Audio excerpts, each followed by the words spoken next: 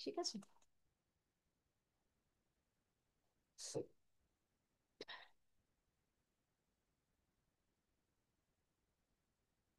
Share হয়েছে? Share হ্যাঁ হয়েছে? মা। হুম। ঠিক আছে।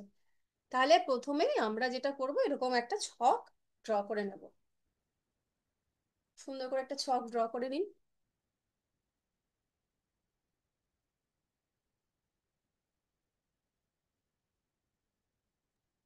ম্যাম এই ছকটা কিরম পাশাপাশি যেভাবে আছে ঠিক সেভাবেই না করব? না না না, এটা তো আমি সুবিধার্থে আমি তিনটে আচ্ছা এঁকেছি, আপনারা আচ্ছা। ওপর নিচ করতে হুম। পারেন। একটা প্রথমে আঁকুন, আমরা প্রথমে দৃষ্টিটা আলোচনা করব প্রথম প্রথম ছকটাতে।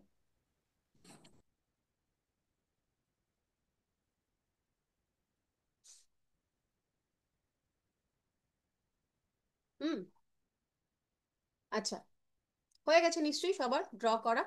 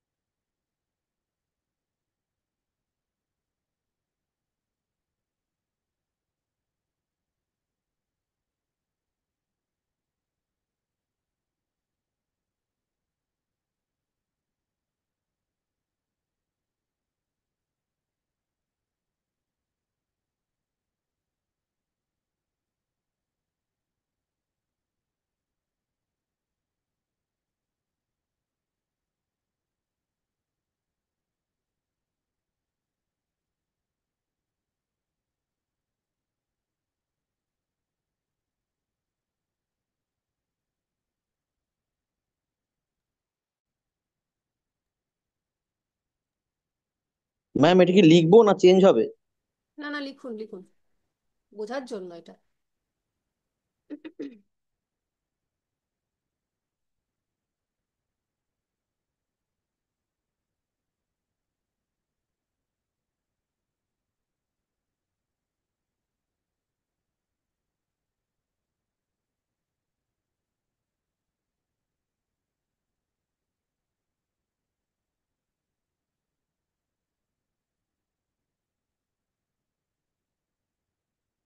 দেখুন, এই যে আমি নটা গ্রহ, রাহু কেতুটা লিখবো, ওটা পরে লিখছি। এই যে বাকিদেরকে আমি লিখেছি। তো রবি, চন্দ্র, বুধ এবং শুক্র, এই যে চারটি গ্রহ, রবি, চন্দ্র, বুধ এবং শুক্র, এরা ভাবের আমাদের চার্টের মধ্যে যেভাবেই বসুক না কেন, মানে এখানটাতে ধরেছি আমি, এখানটায় শুক্র লিখেছি, এখানে বুধ লিখেছি, এখানে রবি লিখেছি, এটা আমরা বোঝার সুবিধার্থে লিখছি। কিন্তু প্রত্যেকটা চার্টে এই প্লেসমেন্টগুলো আলাদা আলাদা হতে পারে। যে কোনো জায়গায় এরা বসতে পারে, এখানে এই সানটা এখানে আছে, এখানে বসে যেতে পারে, এখানে বসে যেতে পারে, যে কোনো জায়গায় বসতে পারে। তো এই যে প্ল্যানেটগুলো চার্টের মধ্যে যেখানেই বসুক না কেন, এই চারজনের শুধুমাত্র সপ্তম দৃষ্টি থাকবে। মানে সান ঠিক তার উল্টো দিকের ঘরটায় দৃষ্টি দেবে যেখানেই বসুক, মানে এই ঘরটায় বসেছে মানে এই ঘরে দৃষ্টি দিচ্ছে। সে যদি এই ঘরটাতে বসতো তাহলে এই ঘরটায় দৃষ্টি দিত, যদি এই ঘরটায় বসতো তাহলে এই ঘরটায় দৃষ্টি দিত, যদি এই ঘরটায় বসতো তাহলে এই ঘরটায় দৃষ্টি দিত। এটুকু ক্লিয়ার? এক্স্যাক্টলি আবার মুন যেখানেই বসুক না কেন, তার উল্টো দিকের ঘরটায় সে দৃষ্টি দেবে। ঠিক এইরকম ভাবে শুক্র যে ঘরে বসবে, তার উল্টো দিকের ঘরটায় সে দৃষ্টি দেবে।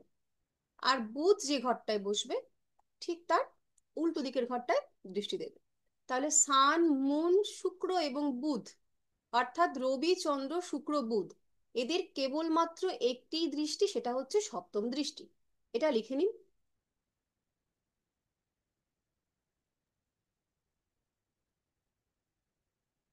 এই সপ্তম দৃষ্টি মানে হচ্ছে প্রভাব। এই প্রভাবটা কিরকম ভাবে থাকবে? কারকত্ব অনুযায়ী ম্যাম আমরা। ওটা কি দৃষ্টি বললে, সপ্তম দৃষ্টি? সপ্তম, সেভেন ওকে অ্যাসপেক্ট। ওকে ওকে ম্যাম। এই যে দৃষ্টির মানে হচ্ছে প্রভাব, অর্থাৎ এই যে সান, আমরা এখনো কারকত্ব পড়িনি, কারকত্ব আমরা সামনের দিন থেকে পড়া শুরু করব। তো প্রত্যেকটা গ্রহ যে চার্টের মধ্যে ফল দেয়, সেই ফলটা বেসিক্যালি কিরকম ভাবে দেয়, কি হিসেবে দেয়? প্রথম, এটাও লিখে রাখুন, প্রথম দেয় হচ্ছে তার কারকত্বের ফল।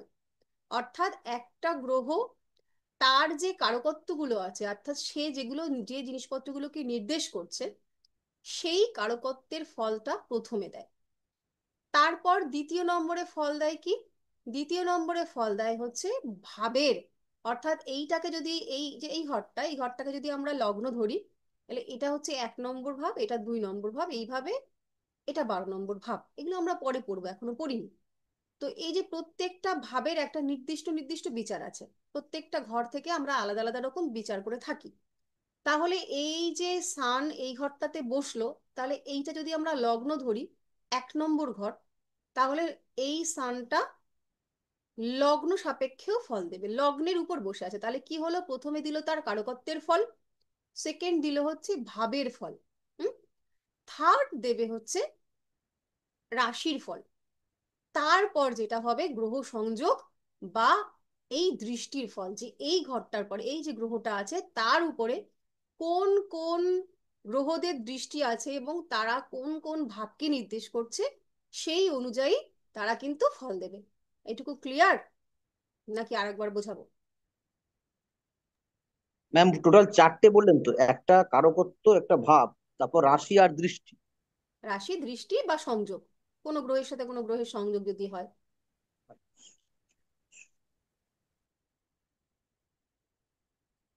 ম্যাম এই রকম সিরিয়াল বাই যাবে না, মানে কিরকম সিরিয়াল বাই যাবে না, বুঝিনি। মানে প্রথম কারকত্ব, তারপর হ্যাঁ, ভাবের সিরিয়াল ফল, ভাবে যাবে রাশি। ওরকম। প্রথম দেবে সে কারকত্বের ফল, একদম একটা গ্রহ প্রথমে দেবে তার কারকত্বের ফল, সেকেন্ড, নাম্বার 2, সেকেন্ডলি দেবে হচ্ছে সে তার ভাবের ফল, 3 নম্বর ভাবে তারপরে দেবে সে হচ্ছে রাশির ফল, 4 নম্বরে এই দৃষ্টি বা সংযোগের ফল। ঠিক আছে? তাহলে একদম প্রথমে এবার এই যে গ্রহটা এখানে বসলো, রবি, সে তার দৃষ্টি দিচ্ছে এই ঘরটাতে, হুম। তাহলে এটা যদি আমরা লগ্ন ধরি, 1 নম্বর ঘর যদি ধরি, ঠিক উল্টো দিকে কত নম্বর ঘর হয়? উল্টো দিকে 7 নম্বর ঘর হয়। 7 নম্বর ঘর থেকে মূলত আমরা বিচার করে থাকি হচ্ছে জীবন সঙ্গীর, বৈবাহিক জীবনের। তো এই ঘরটাতে প্রভাব চলে আসছে কার? রবির। তো রবি, আমরা যখন গ্রহদের বৈশিষ্ট্যগুলো পড়েছিলাম, সেটা হচ্ছে নৈসর্গিক শুভ গ্রহ, নৈসর্গিক অশুভ গ্রহ। তার মধ্যে রবিকে আমরা কি গ্রহ হিসেবে ধরেছি ঋত্বিকা? রবিকে ম্যাম আমরা, শুভ। রবি, ম্যাম বলবো, হ্যাঁ বলুন। ক্রূর গ্রহ হিসেবে। ক্রূর গ্রহ। রবি হচ্ছে ক্রূর গ্রহ, কারণ তার মধ্যে তো তেজ প্রচন্ড, সে তো সমস্ত সমস্ত সৃষ্টির কারক, আত্মার কারক, জীবনের কারক। তাহলে তার মধ্যে যে তেজটা থাকবে, যে দীপ্তটা থাকবে, মানে একটা গরমের দিন সব থেকে ভালো আমরা সূর্যের তাপটাকে মানে অনুভব করতে পারি, শীতকালে তো মজাই লাগে। তো সেই গরমের দিন দুপুর 12টার সময় যে রোদটা, সেই রোদ সমেত দৃষ্টি, মানে সেই প্রভাবটা যদি তার 7 নম্বর ঘরে দেয়, এই বৈবাহিক জীবনে, বৈবাহিক জীবনটা যদি ওরকম উত্তপ্ত হয়ে ওঠে, তাহলে কি সেই জীবনটা সুখের হবে? হবে না। তো সেই জন্য সেভেন্থ অ্যাসপেক্টটা রবির যেভাবে পড়বে সেইভাবে কিন্তু তার এই যে কারকত্বের ফল, অর্থাৎ তার যে ক্রূরতা, তার যে তেজ, তার যে দীপ্তিময়তা, সেটা কিন্তু সরাসরি ভাবে সেই ঘরটাকে প্রভাবিত করবে। ক্লিয়ার? হুম, বাকি সবার ক্লিয়ার? ঠিক। ঠিক সিমিলারলি মুন, আমরা মুন এখনো কারকত্ব পড়িনি, কিন্তু মুন আমরা জানি, মানে জানবো যে মুন হচ্ছে মনের কারক, মুন হচ্ছে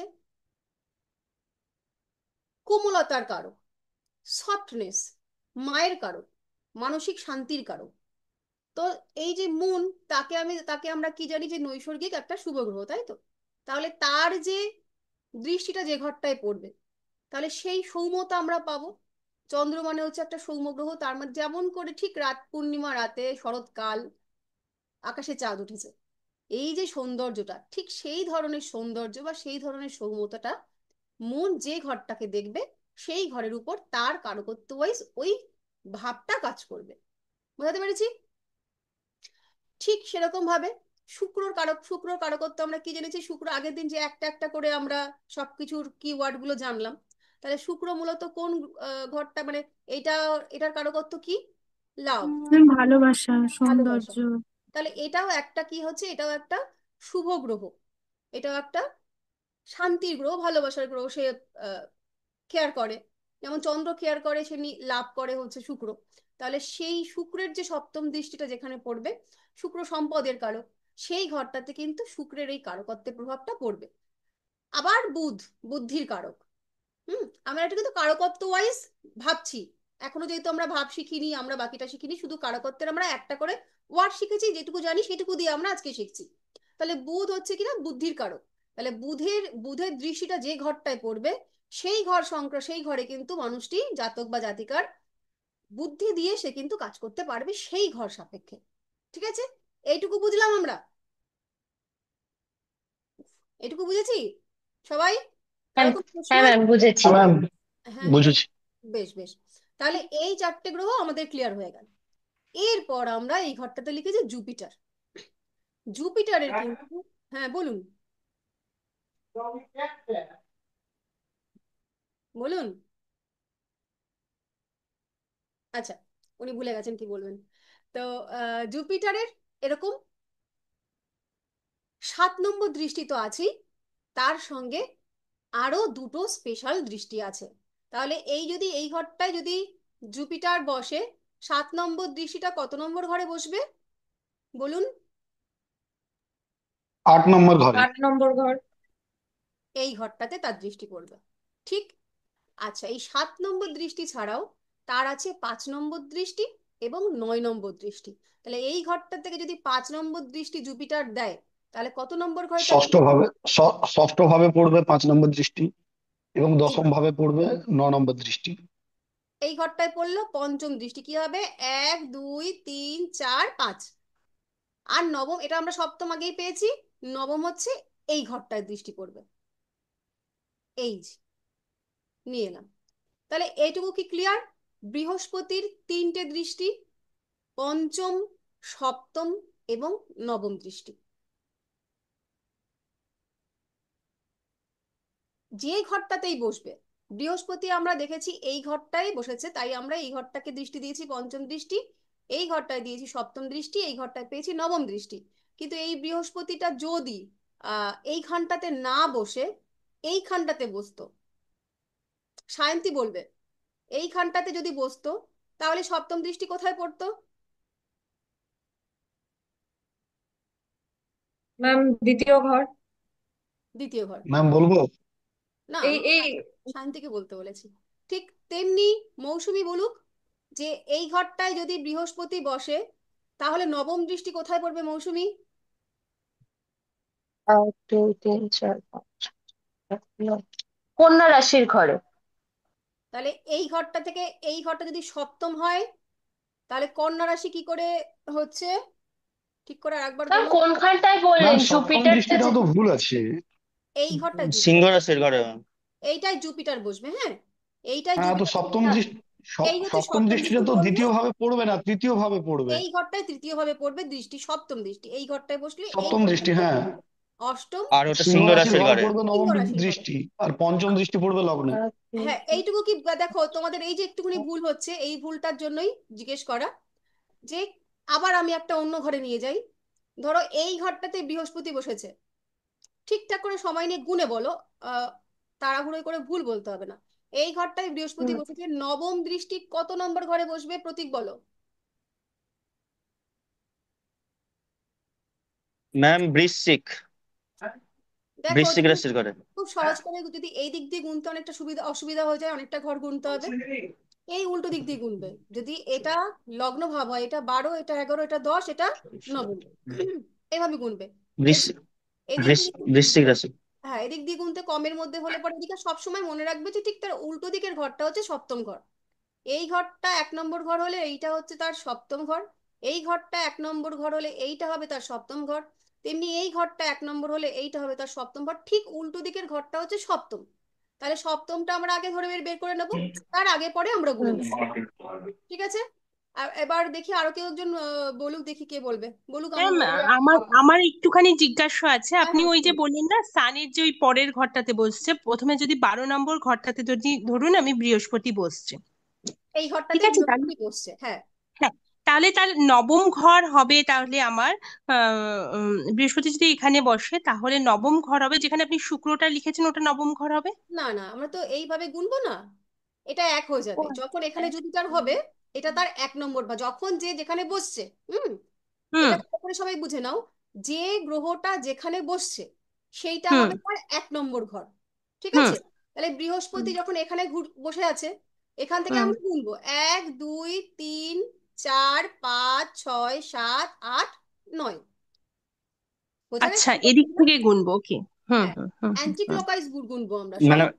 অ্যান্টি ঘড়ি ক্লক কাঁটা হয়। উল্টো দিকে। হ্যাঁ। হ্যাঁ। আচ্ছা, আবার আমি যদি ধরো ক্লকের, এইখানটায় ধরো এই যে বুধের জায়গাটাতে বৃহস্পতি বসে আছে, সুবিনা বলো, এখানটাতে বৃহস্পতি বুধের বসে জায়গায় আছে। বৃহস্পতি, হ্যাঁ, তাহলে হ্যাঁ, এখানে নবম ভাব যেটা, নবম দৃষ্টি যেটা দেবে হচ্ছে 7 নম্বর দিয়ে 8 নম্বর দিয়ে, তাহলে এই মার্সের জায়গাটাতে নবম দৃষ্টি দেবে। ওটা কি জায়গা বলো?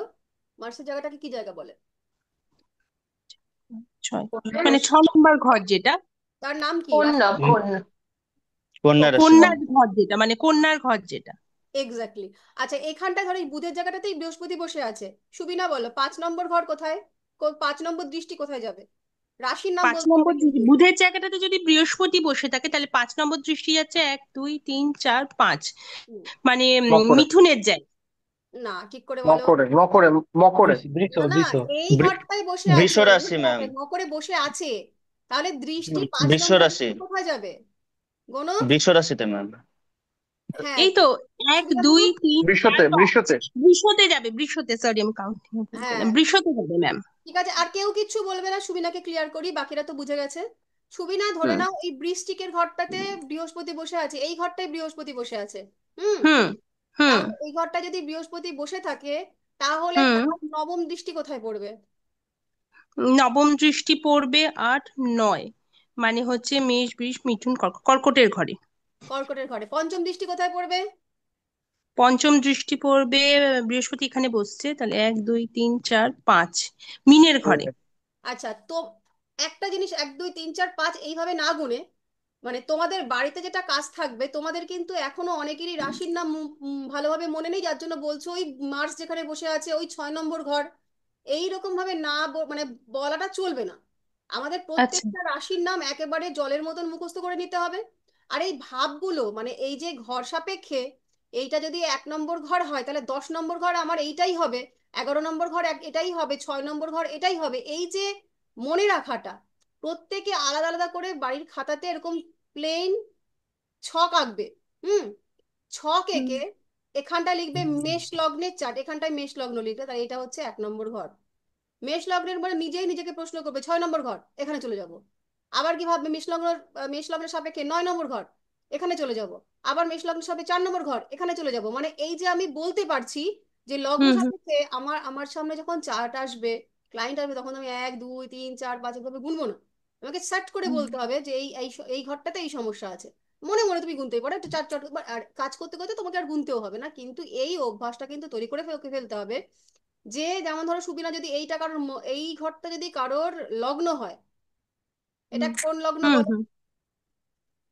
এটা হচ্ছে কুম্ভ কুম্ভ লগ্ন। লগ্ন ম্যাম। তাহলে কুম্ভ লগ্নের ক্ষেত্রে তার সপ্তম হাউস কোনটা হবে? কুম্ভ একবার লগ্নের ক্ষেত্রে সিংহ তার সপ্তম হাউস হবে এইটা, সিংহ এইটা হবে। এইটা কোনটা? সিংহ। হবে। সিংহ। আচ্ছা, এইভাবে করতে হবে, ওকে ম্যাম। হ্যাঁ। ওইটা না পড়লে কিন্তু জীবনেও মনে থাকবে না, ঠিক আছে, যে মনে 1 2 3 করে করে গুনলে কিন্তু, তো ছাট করে করে যে এই ঘরটাই যেমন ধরে রাখলাম, ধরলাম আমি এই যে ধনু রাশি, সুবিনাই বলুক, হুম ধনু রাশির ঘর হুম। বলো কোনটা হবে তার সপ্তম 7 নম্বর ঘর? ধনু রাশি যদি এটা হয় তাহলে মিথুনের ঘরটা। এক্সাক্ট এরকম মনে রাখবে যে এই ঘরটা তো তার 1 2 3, তার ঠিক উল্টো দিকে 1 2 3, এইটা হলে তার ঠিক এই উল্টো দিকের 1 2 3 এটাই হবে। গুলোবে না আচ্ছা, তাহলে। 1 2 3 সাত এবার নম্বর তো। ঘর দেখো সবসময় মনে রাখবে, এইরকম যদি হয়, এই যে চারটে রাশি, এক হুম দুই তিন চার, অর্থাৎ মেষ, তুলা, কর্কট এবং মকর, এই চারটে হুম যদি কারোর লগ্ন হয়, এদের সমসপ্তমটা খুব সোজা, একদম উল্টো দিকের ঘর, এইভাবে যাবে।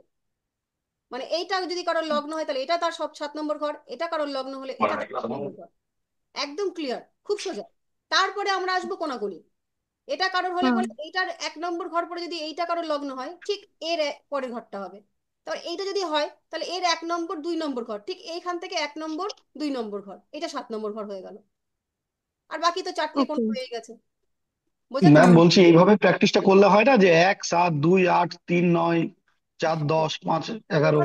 ওটা তো করলে হয়ই, কিন্তু এই যে 1 7 4 10 2 8 এগুলো তো করবে, কিন্তু কথা হচ্ছে তার আগে ওই যে গুলি যাবে কোনটা 8 কোনটা 7, এখনো তো রাশি ক্লিয়ার হয়নি, তাই না? না, তো ওটা তো এন্টি ক্লকওয়াইজ তো ধরলেই হয়, যে এখান তাদের থেকে 1 নম্বর থেকে এন্টি ক্লকওয়াইজ হ্যাঁ, যেটা ভালো নাম্বার হয়। এরকম ভাবেও আপনারা করতে পারেন, যেটা উনি বললেন যে 1 7 2 8 3 9 এইভাবেও তিন করতে নয় পারেন। আর যদি মনে করেন যে না আমি ওইভাবে মনে রাখতে পারছি না, এই যে একদম ঠিক উল্টো দিকের ঘরটা, একেবারে কোনাকুনি ঘরটায় আঁকুন, ড্র করুন, বারবার বারবার ড্র করুন। ড্র না করলে পরে কিন্তু মাথার মধ্যে ছবিটা ক্লিয়ার হবে না। এইখান থেকে করবেন ঠিকই, কিন্তু কি আবার গিয়ে 2 দিন 4 দিন পরে গিয়ে গুলিয়ে যাবে।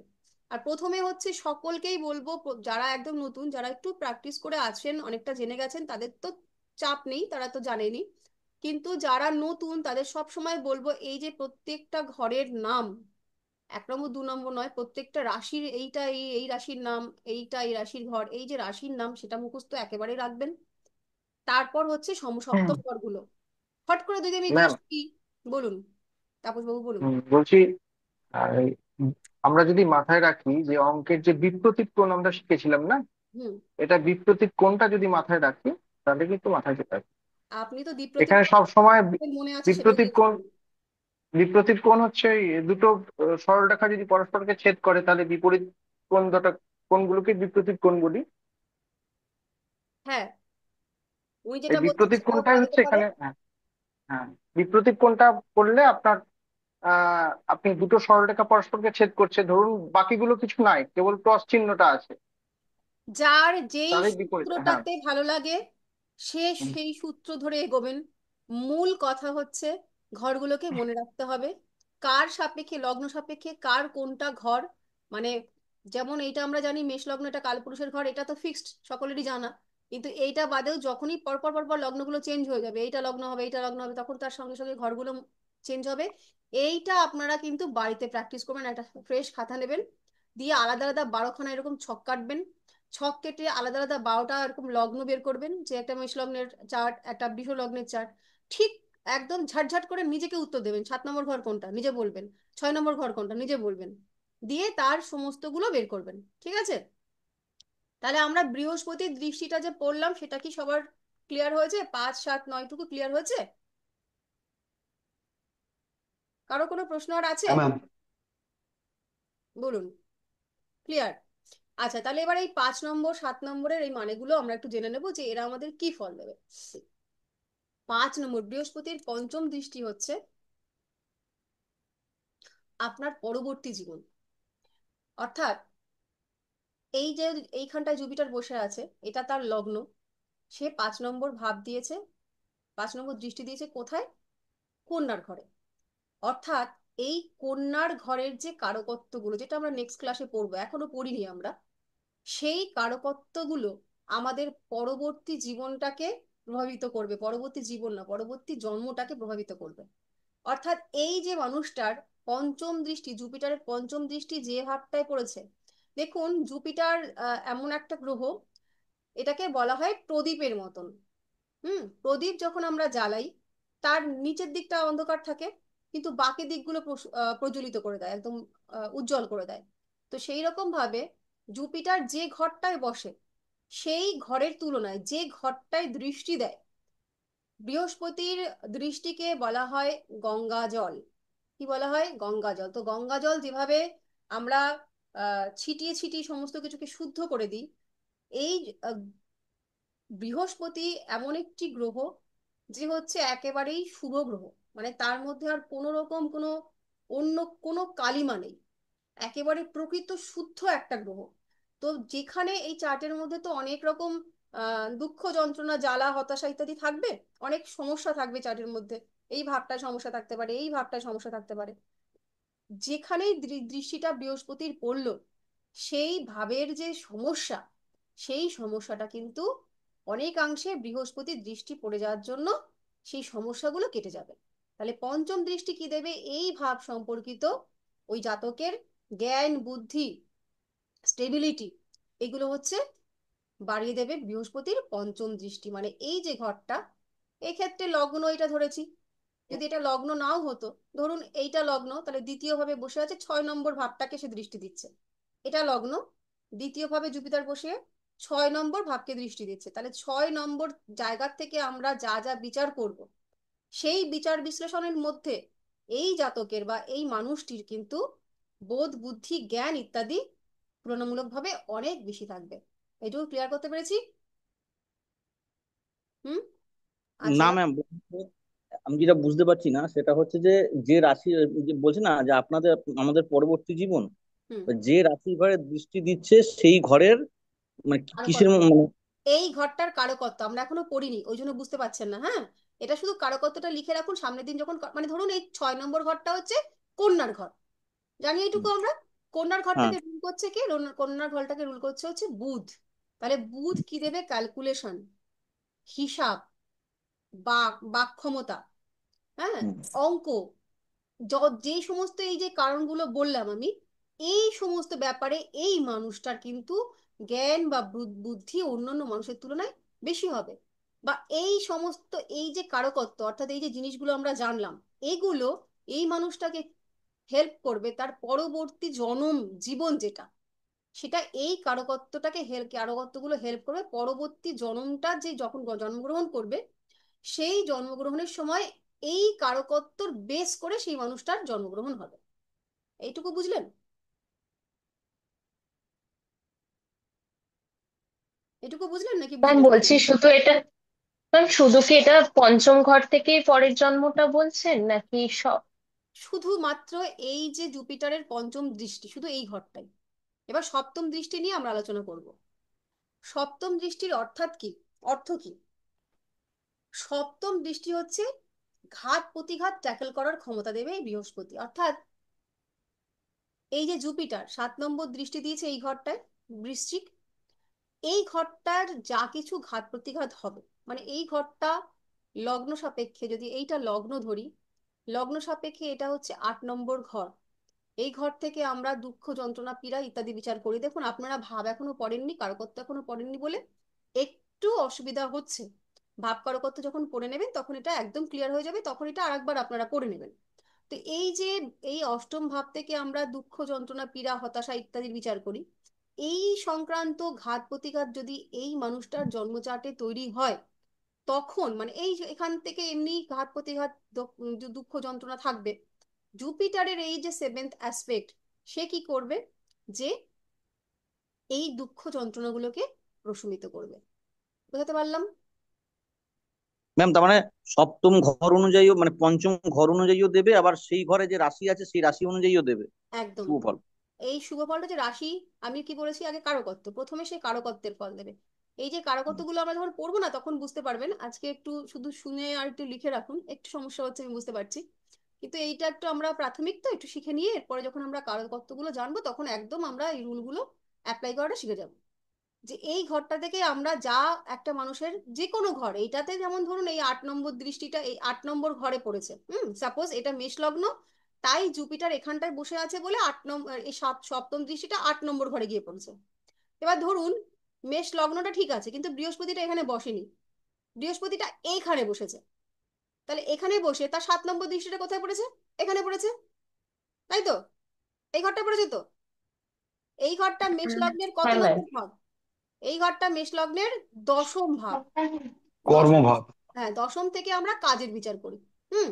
তাহলে এই কাজের ক্ষেত্রে যদি এই মানুষটার কোনো রকম ঘাত প্রতিঘাত শুরু মানে থাকে, কাজের জীবনে, কর্মজীবনে যদি এই মানুষটার কোনো রকম ঘাত প্রতিঘাত থাকে, তাহলে বৃহস্পতির সপ্তম দৃষ্টি সেই ঘাতটাকে কমিয়ে দেবে। কাজের জায়গায় যে সমস্যা তৈরি হওয়ার কথা, ধরুন এখানটায় বসে আছে কেতু, এখানটায় কেতু বসে আছে 10ম ভাবে, তাহলে কেতু বসে থাকায় কাজের জায়গায় সমস্যা সৃষ্টি করবে। ঠিক আছে? কিন্তু যদি শুধু কেতু বসে থাকতো, বৃহস্পতির দৃষ্টি নেই, তাহলে কেতু এখানে কাজের জায়গায় সমস্যাটা বেশি দেবে, তার কাজের জায়গায় মন লাগবে না, তার বাজে বারবার কর্ম চেঞ্জ করতে হবে। কিন্তু যদি এখানটায় বৃহস্পতি বসে তার দৃষ্টিটা দেয়, তাহলে কেতু যতটা ক্ষতি করবে বলে বসেছিল সেই ক্ষতিটা কিন্তু আর করতে পারবে না। বুঝেছে? এইটুকু বুঝেছেন? ক্লিয়ার নাকি আর আরো বুঝাবো? না, ঠিক আছে। আচ্ছা, আর হচ্ছে নবম দৃষ্টি। নবম দৃষ্টি হচ্ছে আশীর্বাদ। বৃহস্পতির নবম দৃষ্টি হচ্ছে আশীর্বাদ। দেখুন, আমরা যখন পড়েছি এর আগে যে আহ ভাগ্য পরিবর্তন করা যায় কি যায় না, সেই সাপেক্ষে আমরা একটা জায়গায় পড়েছিলাম, বলেছিলাম আমরা, আপনাদের মনে আছে কিনা, যে আশীর্বাদ তার কিন্তু ক্ষমতা অসীম। এই যে কেউ আপনার মাথায় হাত রেখে বলে দিল যে সৌভাগ্যবান হও বা সৌভাগ্যবতী হও, সেই মানুষটার যদি নবম ভাব ভালো হয় বা সেই মানুষটা যদি শুদ্ধ আত্মার একজন মানুষ হন, তাহলে আপনার ক্ষেত্রে কিন্তু এই আশীর্বাদটা খুব মানে কার্যকরী। যার জন্য আমরা সমস্ত এই যে দেব দেবতার স্থানগুলোতে তীর্থ ভ্রমণ করি, মাথা ঠেকি, কারণ যে এই দেবতা বা এই যেখানে যেখানে যে শক্তি আছে তার যাতে আমরা আশীর্বাদ ধন্য হতে পারি। তো এই আশীর্বাদ আপনাকে কিন্তু অনেক সমস্যার থেকে, অনেক অনেক কঠিন সমস্যা থেকে, মানে যদি কারোর এই যে গুরু বল বলে থাকে না, যে গুরু বল যার বেশি সে জীবনে সমস্ত সমস্যাটাকে ওভারকাম ওভারকাম করে ফেলে। তো গুরু বল বলতে আপনার যারা গুরুজন আছেন, আপনার বাবা মা বা আপনার গুরুস্থানীয় ব্যক্তি যারা, তাদের যদি আশীর্বাদের হাত আপনার মাথার উপরে থাকে, তখনই থাকবে যখন বৃহস্পতি ভালো থাকবে। তো সেই সময় কিন্তু, সেই কারণে কিন্তু আপনার জীবনে আসা অনেক সমস্যা আপনি উতরে যাবেন। তো সেই কারণে বৃহস্পতির নবম দৃষ্টিটাকে বলা হয় আশীর্বাদ। যে ঘরটায় পড়বে সেই ঘরটাতে কিন্তু, সেই ঘরটার যে ভাব, মানে ভাবের বা কারকত্ব যেগুলো আছে, সেইখানে কিন্তু বৃহস্পতি আশীর্বাদের মতন ফল দেবে। আর আমরা পূর্বজন্ম থেকে যে কর্ম করে যা নিয়ে এসেছিলাম এ জন্মে, যেটা আমরা বলবো সঞ্চয় করে নিয়ে এসেছি এই জন্মে, সেইটাকে কাজে লাগিয়ে কিভাবে রিফর্ম করব, সেটা কিন্তু বৃহস্পতির নবম দৃষ্টি দেখায়। অর্থাৎ যে ভাবটায় বৃহস্পতির নবম দৃষ্টি পড়ে, সেই ভাবটাতে আমাদের কিন্তু পূর্বজন্মের কর্মফলটা সঞ্চিত আছে। সেটার মাধ্যমে কিন্তু আমরা এই জন্মটাকে রিফর্ম করতে পারবো। সেটা কিভাবে পারবো আর একটু যখন আমরা পড়াশোনা করব তখন জানবো। তো এই যে বৃহস্পতির তিনটে দৃষ্টি, এটা নিয়ে আমাদের মোটামুটি বোঝা গেল। ম্যাম বলছি কোন ঘর কি কি ইন্ডিকেট করছে এগুলো কি কারকত্ব থেকে হ্যাঁ, বুঝবো? হ্যাঁ, হ্যাঁ, ওটা আমরা আর একটা দুটো ক্লাস মনে হয় লাগবে কারকত্ব ঢুকতে, তারপরে মানে সমস্ত। ম্যাম মেনলি হচ্ছে এই 5 নাম্বার 7 নাম্বার আর 9 নাম্বার ঘরে সবসময় একটা শুভ ফল দেবে, যে যে একদম একদম, পরিস্থিতিতেই থাকছে এটা সেই ম্যাম, বৃহস্পতি হিসেবে। দেবে, ম্যাম বৃহস্পতির ওটা দৃষ্টি মানুষের সবসময় শুভ। ক্ষেত্রে হ্যাঁ, জীবন। বৃহস্পতির দৃষ্টি সবসময় শুভ। যে দৃষ্টিই পড়ুক না কেন, পঞ্চম সপ্তম নবম যে দৃষ্টিই পড়ুক না কেন, সবসময় শুভ ফল দেবে। কিন্তু কোন কোন ভাব, মানে কোন দৃষ্টিটা কি ফল দেবে, আলাদা আলাদা ফল, সেই হুম। আলাদা আলাদা আমি বলে দিলাম যে এই পঞ্চম এই ফল দেবে, সপ্তম এই ফল দেবে এবং নবম এই ফল দেবে। কিন্তু ওভারঅল বৃহস্পতির দৃষ্টি সবসময় শুভ ফল দেবে, যদি না বৃহস্পতি কোনো খারাপ ভাবের কারক হয়। সেটা আর একটু পরে গিয়ে বুঝবো, এখন বুঝলে বললে মাথার উপর দিয়ে চলে যাবে। প্রথমে ম্যাম এইটুকু বলছি আমরা পঞ্চম জানি দৃষ্টি যে হচ্ছে আমাদের বৃহস্পতির পরবর্তী দৃষ্টি। জীবন, নবম দৃষ্টি আশীর্বাদ, আর সপ্তম দৃষ্টিটা কি ম্যাম? ঘাত প্রতিঘাতে আপনি কিভাবে স্ট্রাগলটা করবেন, এই ঘর যে ঘাত প্রতিঘাত দেবে, সেখান থেকে ট্যাকেল করাটা শেখাবে হচ্ছে জুপিটার। মনে করুন এই যে প্রত্যেকটা ঘর, তো এই যে 12টা আলাদা আলাদা ঘর, এই প্রত্যেকটা ঘর থেকে কিছু কিছু বিচার করা হয়। হুম, মানে এটাতে যেমন দুঃখ যন্ত্রণা বিচার করেছি, এটা ধরুন বাবার ঘর, এইটা কাজের ক্ষেত্রের ঘর। তো ধরুন আপনার বাবার ক্ষেত্রে কোনো রকম অবস্ট্রাকল আসবে, বা কাজের ক্ষেত্রে কোনো রকম অবস্ট্রাকল আসবে, বা এইখানটা হচ্ছে আমাদের বন্ধু বান্ধবের ঘর। সেইখান থেকে যে সমস্যাটা আমাদের জীবনে আসতে পারতো, যদি কোনো খারাপ সংযোগে আমাদের সেখানে কোনো রকম খারাপ সম্ভাবনা ইন্ডিকেট করে, সেই সম্ভাবনাটাকে যতটুকু খারাপ হওয়ার কথা ছিল, যদি বৃহস্পতির দৃষ্টি পড়ে, সেই খারাপটা আর অত খারাপ হবে না। এটা হচ্ছে সাধারণ বাংলা কথা। এবার ক্লিয়ার? হ্যাঁ ম্যাম, ক্লিয়ার। হুম, বেশ। এইবার আমরা লিখবো হচ্ছে মঙ্গল। মঙ্গলের এখানটায় মঙ্গল লিখে দিই, এই ঘরটায়। ম্যাম বলছিলাম যে মানে বৃহস্পতি যে ঘরে বসবেন সেই ঘরটায় কি প্রবলেম্যাটিক হয়ে যাবে, মানে ওই ঘরটা বৃহস্পতি? প্রবলেমেটিক হয় না, ওই ঘরটার যে ভাবটা আছে সেই ভাবটা একটু নাশ হয়, কিন্তু সেটা পরে আরেকটু পরে কি জানবো। তবে জুপিটার যে ঘরটায় বসে সেই ঘরের তুলনায় যে ঘরে দৃষ্টি দেয় তার ফলটা ভালো দেয়। ঠিক আছে? উল্টো দিকে আবার শনি যে ঘরে বসে, শনি সেই ঘরের ফল ভালো দেয়, দৃষ্টিটা খারাপ দেয়। ঠিক আছে? এটা লিখে নিন, এটা আপনাদের এই প্রেডিকশনের সময় কাজে লাগবে। ম্যাম আরেকবার বলবেন? শনি। শনি যে ঘরে বসে সেই ঘরের হুম ভালো ফল দেয়, দৃষ্টিতে খারাপ হুম ফল দেয়। ওকে।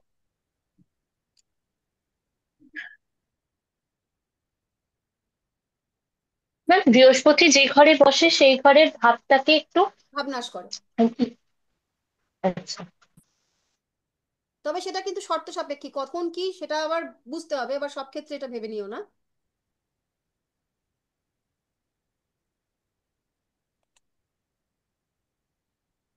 ঠিক আছে? এইবার এই ঘরটাতে লিখে নাও মঙ্গল। এই যে এখানটায় ধরো মঙ্গল লেখো, সকলে মঙ্গল লিখে নাও। মঙ্গলেরও আলাদা আলাদা তিনটি দৃষ্টি, 4 নম্বর দৃষ্টি, 7 নম্বর দৃষ্টি এবং 8 নম্বর দৃষ্টি।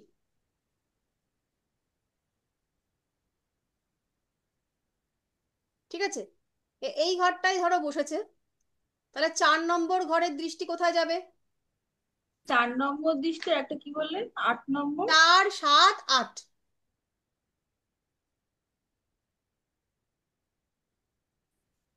মিথুন। শুনে মিথুন। মিথুনের ঘরে যাবে। তাহলে দিয়ে দিলাম মিথুনের ঘরে, এখান থেকে 4 নম্বর মিথুনের ঘরে দিলাম। আবার 7 নম্বর, তাহলে 7 নম্বর ঘরে কোথায় যাবে? ষষ্ঠ ভাবে যাবে ম্যাম, কন্যা রাশির ঘরে। কন্যা রাশি। এই যে কন্যা রাশি। আপনারা বাকিরা কিন্তু বুঝে নিন, ওরা কিন্তু বুঝতে পারছে। যাদের সমস্যা তারা মুখ ফুটে বলবেন, এটা তো অঙ্কের মতন, গুলিয়ে গেলে কিন্তু পরে আর বোঝানোর মানে জায়গাটা শক্ত হয়ে যাবে। তাহলে 4 নম্বর ঘর এখানে দৃষ্টি দিল, 7 নম্বর এখানে দৃষ্টি দিল, 8 নম্বর কোথায় দৃষ্টি দেবে? তুলা রাশি। উত্তম ভাবে তুলা রাশির ঘরে। তুলা রাশির হুম ঘরে। তাহলে মঙ্গলের 3টে দৃষ্টি, এই ঘরটায় গেল 4 নম্বর দৃষ্টি, এই ঘরটায় গেল 7 নম্বর দৃষ্টি, এই ঘরটায় গেল 8 নম্বর দৃষ্টি। সুবিধা ক্লিয়ার? হ্যাঁ একদম। তাহলে তুমি বলবে, আর কেউ বলবে না। এই ঘরটায় মঙ্গল বসালাম, এই ঘরটায়, হ্যাঁ। হুম। এই যে এইটা কিসের ঘর? ধনুর ঘর। ধনুর হ্যাঁ, ঘরে বসালে সপ্তম দৃষ্টি কোথায় দেবে? আর কেউ বলবে না, ও একা বলবে। ধনু, আচ্ছা এক সেকেন্ড, আপনি ধনুর ঘরে বসিয়েছেন তো হুম, এই মঙ্গলকে, তাহলে সপ্তম দৃষ্টি দেবে হচ্ছে মিথুনের ঘরে। দিলাম মিথুনের ঘরে। আচ্ছা, আর 4 নম্বর দৃষ্টি কোন ঘরে দেবে? ধনুর ঘরে বসে 4 নম্বর দৃষ্টি দিচ্ছে হচ্ছে এর ঘরে, মিনের ঘরে। দিলাম মিনের ঘরে। 8 নম্বর দৃষ্টি কোথায় দেবে? 8 নম্বর দৃষ্টি দিচ্ছে হচ্ছে এখানে বসছে, তাহলে 7 নম্বর কর্কটের ঘরে। ক্লিয়ার? আর কোনো কোশ্চেন আছে কারোর? ম্যাম 4 নম্বর ঘরে মিনের ঘরে কেন, এইটা বুঝতে পারলাম এই যে না। এখান থেকে ঘর, ধনুর ঘরে বসেছে তো মঙ্গল, হ্যাঁ এই ঘরটা যদি বসে তাহলে এটা 1 নম্বর ঘর। 1, 2, হ্যাঁ 3, 4, মিনের ঘর 4 নম্বর দৃষ্টি পড়ছে। আচ্ছা আচ্ছা। ক্লিয়ার? হুম হুম হুম এটা হুম ম্যাম হুম। এখানে না, 5, এটা 6, এটা 7, এটা 8। ম্যাম এখানে আপনি আরেকটা কিছু জিনিস বললেন কিছুক্ষণ আগে, ওই যে কি লগ্ন সাপেক্ষে একটা সামথিং কিছু বলেছিলেন, লগ্ন ব্যাপারটা ওটা কি সাপেক্ষে, বলুন? হ্যাঁ। লগ্ন সাপেক্ষে বলতে আমি তোমায় বোঝাচ্ছি, ধরো এইখানটা যেহেতু আমরা প্রথমে ধরে নিয়েছিলাম এই যে চার্টটা আমরা ড্র করেছি এটা হচ্ছে মেষ রাশির চার্ট। হুম। হুম তাহলে হুম। মেষ রাশির চার্ট হলে এই ঘরটা হচ্ছে 1 নম্বর ঘর। 1 নম্বর ঘর, হুম এটা যদি আমরা মেষ রাশির চার্ট না নিয়ে, ধরো হুম। এইখানে আমরা মেষ রাশি নিয়েছি বলে এইটা 1 হয়েছে, এইটা গিয়ে 8 হয়েছে, তাই তো? কিন্তু আচ্ছা। ধরো এটা যদি মেষ রাশির চার্টই না, এটা হচ্ছে হুম মকর লগ্নের চার্ট, মকর লগ্ন হয়ে গেল, এটা মেষ লগ্ন ছিল, এটা মকর লগ্ন, তাহলে হুম এর হুম হুম। কত নম্বর হবে? মানে তাহলে এটা ওই মকর লগ্নের যদি চার্ট হয় তাহলে ওই মকরের ঘর থেকে বসবে নাকি? না না, মকরের ক্ষেত্রে 7, 8 সব চেঞ্জ হয়ে যাবে। এবার মকরের ক্ষেত্রেও যেখানে গিয়ে মঙ্গল বসবে, ধরো এইখানে আচ্ছা। মকর, এইটা মকর লগ্ন, মঙ্গল হুম গিয়ে পরের ঘরটায় বসেছে, অর্থাৎ 2 নম্বর ঘরে গিয়ে বসেছে হুম এইখানটায়। হুম হুম হুম এবার হুম এই হুম দুই হুম। নম্বর ঘরটা যখন বসবে, এই 2 নম্বরটাকে ওই মঙ্গলের সাপেক্ষে 1 নম্বর ধরতে হবে। মঙ্গলের দৃষ্টি তো আচ্ছা, 4 নম্বর ভাবে দৃষ্টি দেবে, তাহলে ওইটা হচ্ছে 1। তাহলে এক সেখান থেকে নম্বর 4 গুনবো, 1, 2, 3, 4, এই ঘরটা চার দৃষ্টি 4 নম্বর দৃষ্টি। ওকে। এবার বলছে 7 নম্বর দৃষ্টি দেবে, তাহলে এই ঘরটাকে ওই মঙ্গলের 1 ধরতে হবে, ধরে ও হুম হুম। 7 এই ঘরে 7 চলে নম্বর। যাবে। ঠিক আছে? আচ্ছা আচ্ছা এবার ও বলেছে আচ্ছা ম্যাম, এই মেয়ে কোন লগ্নের চার্ট হিসাবে যে এইগুলো বসানো, এগুলো তো আমরা এখনো শিখিনি।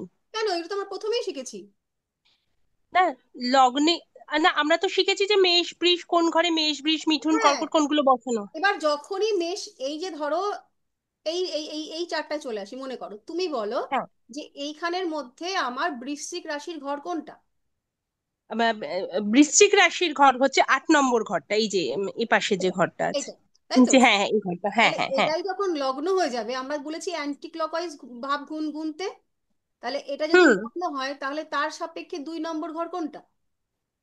এটা যদি লগ্ন হয়ে যায়, এর সাপেক্ষে 2 নম্বর ঘর হচ্ছে আমার মকরের ঘরটা। না, ঠিক করে বলো। না, দু ধনু নম্বর ঘরটা রাশি সরি, ঘর, ধনুর ঘরটা, ধনুর ধনুর ঘরটা। ঘরটা। হুম। ধনু, ধনু রাশি। এটা এক হলে ধনু রাশি, এটা দুই। ধনু। আমি তোমাদেরকে বলেছিলাম না যে আমরা যেরকম অঙ্কের ক্ষেত্রে 3 আর 2 কত হয় গুনতে গেলে 3-এর পরের ঘর গুনি, যে 4 আর 5, তাই গুনি তো? কিন্তু হুম এক্ষেত্রে হুম হুম। 4-5 করা যাবে না, এক্ষেত্রে 3-4-5 এইভাবে গুনতে হবে, 3 পাঁচ। করতে হবে। মনে আছে? ঠিক সেই হুম রকম হুম হুম ভাবে যদি এইটা কারোর লগ্ন হয়, তারপরের হুম ঘরটা 2 নম্বর, 3 নম্বর, 4 নম্বর, 5 নম্বর অ্যান্টি ক্লকওয়াইজ ঘুরবে। আবার তুমিই বলো, তুমি মনে করো যে যদি কারো সিংহ লগ্ন হয়, তাহলে হুম। সিংহ লগ্ন সাপেক্ষে তার 5 নম্বর ভাবের ঘর কোনটা? সিংহ লগ্ন সাপেক্ষে তার 5 নম্বর ভাবের ঘর কোনটা? হুম। তার মানে হচ্ছে ধনুর ঘরটা। এক, ধনু। 2, 3, 4, 5। ঠিক, এটুকু ক্লিয়ার? হুম। এবার তুমি বলো যে ধরো মীন লগ্ন বেরিয়েছে কারো, হুম। এই মীন লগ্ন সাপেক্ষে তার 11 নম্বর ঘর কোনটা? মীন লগ্ন সাপেক্ষে তার 11 নম্বর ঘর কোনটা তো? তাহলে এই দিক দিয়ে গুনতে গেলে অনেকটা গুনতে হবে, 11-12 কুম্ভ। হয়ে গেলে আমরা একটু ম- উল্টো দিক দিয়ে গুনবো, তাহলে সুবিধা মকর। হবে। মকরের মকর ঘরটা। 11, মকর। তার আগের ঘরটা হচ্ছে 11। মকর। আচ্ছা বিনা বোঝাতে পারলাম? আচ্ছা, হুম। হ্যাঁ হ্যাঁ হ্যাঁ, এই দিক হুম দিয়ে তুমি ম্যাম একটা গুনতে কথা পারো, বলবো? ওনার সিস্টেম হচ্ছে আমাদের অ্যান্টি ক্লকওয়াইজ, এটা গুনে হুম আমার এতটা আসতে হবে। আর আমি যদি একটু হুম বুদ্ধি খাটাই, যে যদি এটা লগ্ন হয়, তাহলে হুম। ক্লকওয়াইজ আগের ঘরটা হচ্ছে 12 নম্বর ঘর, আর তার আগের ঘরটা হচ্ছে 11 নম্বর ঘর, তাহলে 11। 11 নম্বর। ঘর মাইনাস করলে আমি পেয়ে যাচ্ছি। শুধু ঘর মানে ওকে। ওকে। এবার ক্লিয়ার? হুম। হ্যাঁ, একদম একদম। ঠিক আছে। আর কারো কোনো প্রশ্ন, এরকম কেউ কিছু বুঝতে পারছো না এখনো আছে এরকম? বলো, ক্লিয়ার করে দিই তাহলে। আচ্ছা, এবার আমরা তাহলে মঙ্গলের এই যে 4 নম্বর, 7 নম্বর আর 8 নম্বর দৃষ্টি পেয়েছি, তার অর্থাৎ কি, অর্থ কি? 4 নম্বরের দৃষ্টি দেখো, আমরা আগেই কি বলেছি, আমাদের জন্ম চার্ট মানে হচ্ছে আমাদের প্রিভিয়াস লাইফের কর্মের একটা মানচিত্র, তাই তো? যে আমরা আগের জন্মে যে যে কর্মগুলো করেছিলাম, সেই কর্ম সাপেক্ষে এই জন্ম আমাদেরকে সেইটা ভোগ করতে হবে। সেটা ভোগ বলতে সুভোগ হতে পারে, দুর্ভোগ হতে পারে। সেই সুভোগ এবং দুর্ভোগটা আমরা কিভাবে পাবো? আমাদের চার্টের মাধ্যমে বসে আছে যে প্ল্যানেট যেভাবে, যে ডিগ্রিতে, যে নক্ষত্রেতে, যাই হোক, তারা, এগুলো হচ্ছে এজেন্ট, ভগবান এজেন্ট হিসেবে আমাদের চার্টে বসিয়ে রেখে দিয়েছে, যে এই ব্যক্তি যদি এরকম কর্ম করে তাহলে এটাকে এই ফল দিয়ে দিও, আর যদি এই রকম কর্ম করে তাহলে তাহলে তাকে এই রকম ফল দিও। আর এই যে চার্টের মধ্যে বিভিন্ন প্ল্যানেটরা বিভিন্ন ভাবে বসে আছে, তারা সেভাবে বসার জন্য আমরা না পার্টিকুলার টাইপের কিছু কাজ করবোই, মানে ওটা ফিক্সড, যে এই ঘরটায় এই প্ল্যানেট বসে আছে মানে আমরা এই ধরনের কাজই করবো। যেমন ধরো লগ্নে কেতু যদি কারোর বসে থাকে, এখানে লগ্নে যদি কেতু কারো বসে থাকে, তাহলে দেখবো যে লগ্নে কেতুর মানুষজনগুলো একটু অগোছালো হয়, এটা ফিক্সড। এইবার তো সেইখান থেকে আমাকে যদি ভাগ্যর উন্মোচন করতে হয়, পরিবর্তন না, রূপান্তর, এটা বুঝতে হবে, পরিবর্তন আর রূপান্তরের মধ্যে কিন্তু একটা সূক্ষ্ম পার্থক্য আছে। পরিবর্তন করা যায় না, চার্টের মধ্যে তুমি কিচ্ছু পরিবর্তন করতে পারবে না, কিন্তু তুমি রূপান্তর করতে পারবে। তাহলে আমাকে যদি এই কেতুর কুপ্রভাব থেকে নিজের জীবনটাকে বার করতে হয়, তাহলে আমাকে কি করতে হবে? আমি জানি যে আমি জন্মগতভাবে হচ্ছে অলস, আমি জন্মগতভাবে হচ্ছে এক ঘরের এক করে বসে থাকতে চাই, আমি জন্মগতভাবে কারোর সঙ্গে মিশতে পছন্দ করি না। তাহলে আমাকে সেখান থেকে যদি নিজের লাইফটাকে গ্রোথের দিকে নিয়ে যেতে চাই হয়, তাহলে কি হবে? ওই প্রভাব থেকে আমাকে বেরিয়ে আসতে হবে। তার জন্য এই জ্যোতিষ শাস্ত্র হচ্ছে সেই মানুষটাকে হেল্প করবে, যে আপনি এই সমস্যার মধ্যে আছেন, পার্টিকুলার কারণটা হচ্ছে আপনার এই জায়গাতে এই রাশির অবস্থান, এই নির্দিষ্টভাবে নির্দিষ্ট গ্রহ বসে নির্দিষ্ট সমস্যার সৃষ্টি করে, সেই সমস্যাটা সে কিন্তু তার কর্মের মাধ্যমে রিকভার করতে পারে। এবার কর্ম করার জন্য তুমি চাইলেই, আজকেই আমি, তোমরা মাঝে মাঝে বিভিন্ন রকম সুন্দর সুন্দর বই পুস্তক পড়ো, এটা ডেল কার্নেগির হতে পারে, সেটা রবীন্দ্রনাথের হতে পারে, সেটা কোনো বিবেকানন্দের বই হতে পারে, এবং তোমরা ইন্সপায়ার হয়ে গেলে। হয়ে গিয়ে কালকের থেকেই আমি আমার জীবনটাকে পুরো রূপান্তর করে ফেলবো, এটা ভাবলে। এবং পরের দিন অ্যালার্ম দিলে যে শাস্ত্রে লেখা আছে সূর্য উদয়ের 2 মুহূর্ত অর্থাৎ 48 মিনিট আগে বিছানা ত্যাগ করতে হবে। তোমরা ভাবলে এবার থেকে আমরা এটাই করবো। ম্যাম আমাদের সকলকে বলেছে যে সকালবেলা ঘুম থেকে উঠে নবগ্রহ স্তোত্র পাঠ করতে, কাল থেকে একদম ফাটিয়ে করব। 3 দিন 4 দিন 5 দিনের দিন ভুলে গেছি। এই ভুলে যে গেছি, সবাই কিন্তু ভুলিনি, কেউ কেউ একদম কন্টিনিউয়াসলি করেই যাচ্ছে, কিন্তু কেউ কেউ ভুলে গেছে। এই ভুলটা গেল কি করে, ভুলেটা গেল কি করে? ভুলেটা গেল হচ্ছে তার যে পার্টিকুলার চার্টের মধ্যে পঞ্চম ভাবে দেখা গেল এমন কোনো প্ল্যানেট আছে যে তাকে ভুলিয়ে দেওয়ার জন্য সবসময় সদা প্রচেষ্ট, যেটা তুমি ভুলে যাও, যাতে তোমার জীবনে অগ্রসরটা না হয়। তখন আমরা রেমিডি করি যাতে এই ভুলে আমরা না যাই, কারণ ওই প্ল্যানেট কিন্তু আমাদেরকে ভোলানোর জন্য বসে আছে। যখনই আমরা রেমেডি করি, সে ভোলানোর চেষ্টা করলেও রেমেডি আমাকে সবসময় এনার্জাইজড করবে যে ভুলো না, ভুলো না, ভুলো না, এবং আমার মনে পড়বে। ঠিক এই পড়াশোনার ক্ষেত্রেও বলছি। আজকে রাতে আমি ভিডিও আপলোড করে দেব। অনেকেই ভাববে যে আমি ক্লাসটা শেষ করার পরে যেগুলো যেগুলো হয়নি সেগুলো আমি ঠিক করে নেব। আর অনেকে ভাববে বাবা আজকে অনেক কষ্ট হয়ে গেছে, আজকে ঘুমাই, কাল রাত্রের বেলায় গিয়ে আমি ওটা ঠিক করে নেব। এই সেকেন্ড টাইপ গ্রুপের লোক কাল রাত হয়ে গেল, কাল রাতে সে কালে চলে গেল, সে ভুলে গেল, পরশুদিনও ভুলে গেল, তরশুদিনে ভুলে গেল। ওরে বাবা 3 দিন পরে ক্লাস, সে আজকে নোট ডাউন করতে শুরু করলো, অর্থাৎ ক্লাসের 3 দিন আগে। আর পরের দিন ওরে সকালবেলা থেকে করে পড়ছে, ক্লাসের 10 মিনিট আগে করে পড়ছে, ম্যাডাম পড়া ধরবে। এই যে দুটো টাইপ, এই দুটো টাইপটার কারণই কি? কারণ হচ্ছে আপনাদের ব্যক্তিগত চার্ট, আপনাদের 4th হাউস, আপনাদের 9th হাউস, আপনাদের 5th হাউসে বিভিন্ন আলাদা আলাদা গ্রহের আলাদা আলাদা ভাবে অবস্থান করা। এবং সেই কারণে এইবার এই ফোর্থের যে দৃষ্টিটা পড়লো, মঙ্গলের 4th দৃষ্টি একটা নির্দিষ্ট কোনো রাশিতে পড়লো, তার কারণটাও সেম, যে আমাদের প্রিভিয়াস লাইফের কর্ম। তাহলে 4 নম্বর ঘর থেকে মঙ্গলের 4 নম্বর দৃষ্টি যে ঘরটায় পড়ে, সেই ঘরটাতে ব্যক্তির অ্যাঙ্গার সৃষ্টি হয়, ক্রোধের সৃষ্টি হয়। সেই ঘরটা সংক্রান্ত কোনো রকম সমস্যা এদিক ওদিক হলেই ব্যক্তির ক্রোধান্বিত হয়ে যায় সেই ঘরটা নিয়ে। এবং এই ঘরটা মানে 4 নম্বর দৃষ্টি যে ঘরটায় পড়েছে সেইটা, এভাবেই লিখুন, মঙ্গলের 4 নম্বর দৃষ্টি যেভাবে পড়েছে সেই ভাবের কারকত্ব অনুসারে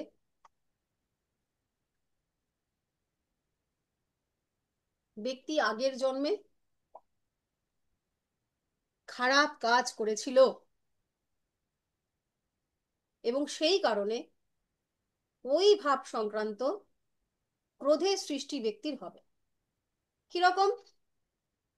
সাপোজ করো এই 2 নম্বর ঘর থেকে, মানে এটা যদি লগ্ন ধরি, এই 2 নম্বর ঘর থেকে আমরা বিচার করি হচ্ছে পরিবারের বিচার, মানে তোমার পৈতৃক যে লোকজনগুলো হয়, বাবার বাড়ির দিককার যে লোকজন সেই লোকজনগুলো। আর এই 4 নম্বর ঘর থেকে বিচার করি আমরা মায়ের। 9 নম্বর ঘরে বিচার করি আমরা বাবার। ঠিক আছে? তো এইবার ধরো কারোর কোনো একজন ব্যক্তির 4 নম্বর দৃষ্টি পড়েছে পরিবারের ঘরে, এটা ভালো করে মন দিয়ে বুঝো। কোনো ব্যক্তির মঙ্গলের 4 নম্বর দৃষ্টি পড়েছে পরিবারের ঘরে, এই মানুষটাকে যদি তুমি তার পরিবার তুলে কোনো কথা বলো, সে কিন্তু তোমার কলার ধরতে 2 মিনিট ভাববে না। বন্ধুত্ব আছে, বন্ধুত্ব জায়গায় ভাই বাড়ি নিয়ে কোনো কথা হবে না, পরিবার তুলে কোনো কথা হবে না, মেরে দেবে, নাক ফাটিয়ে দেবে। মঙ্গলের দৃষ্টি যদি 4 নম্বর এই 2 নম্বর ভাবে কারোর পড়ে, এবং তুমি যদি তার পরিবার তুলে কথা বলো কখনো, তোমার মেরে নাক ফাটিয়ে দেবে, একদম জেনুইন। ঠিক সেই রকম ভাবে 4 নম্বর ভাবে যদি কারোর মঙ্গলের দৃষ্টি পড়ে এবং তুমি তার মা সম্পর্কে কোনো রকম আবোল তাবোল কথা বলো, একদম সিমিলার মেরে নাক ফাটিয়ে দেবে। ভাই যা আছে যা আছে, মায়া তুলে কোনো কথা হবে না। তুই আমার বাবা নিয়ে বল, মা বলেছিস কি, একদম তোর কিন্তু তুই কিন্তু শ্মশানে চলে যাবি। ঠিক সেরকম আবার যদি কারোর এই 9 নম্বর ঘরে দৃষ্টি পড়ে, সে আবার এরকম বাবার সম্পর্কে কিন্তু, যে ভাই যা আছে আছে, বাপ তুলে কথা বলা যাবে না, বাপ তুলে কথা বললে ওর মাথায় আগুন চলে যাবে, তো আর সব চলবে চলবে, তুই আমায় যা ইচ্ছা বল, কিন্তু আমার বাবা তুলে কথা বলেছিস মানে তোর নাকের থেকে রক্ত পড়বি। এই যে অ্যাঙ্গার, এই অ্যাঙ্গারের সৃষ্টি করে মঙ্গলের 4 নম্বর দৃষ্টি। যেভাবে মঙ্গলের 4 নম্বর দৃষ্টি পড়বে, মানুষের সেই ভাব সম্পর্কিত ক্রোধ তৈরি হয়ে যাবে। ক্লিয়ার এটুকু বলতে পেরেছি? হ্যাঁ ম্যাম। ম্যাম ম্যাম একটু বলুন, লগ্নে রাহু থাকলে কি হয়? আমি রাহু পড়াচ্ছি না, বলবোই না এখন। ম্যাম বলছি ধরুন 4 নাম্বার ঘর ম্যাম যেহেতু কেতু বললেন বললেন তো। ওটা তো প্রাসঙ্গিক। আচ্ছা, রাহু থাকলে তার মনের মধ্যে অস্থিরতা আসে। রাহু হচ্ছে একটা অ্যাগ্রেসিভ গ্রহ, তো শান্তি পায় না, মনের মধ্যে অতৃপ্তি, অস্থিরতা, দুরন্ততা, চঞ্চলতা, স্থিরতার অভাব থাকে জীবনভর।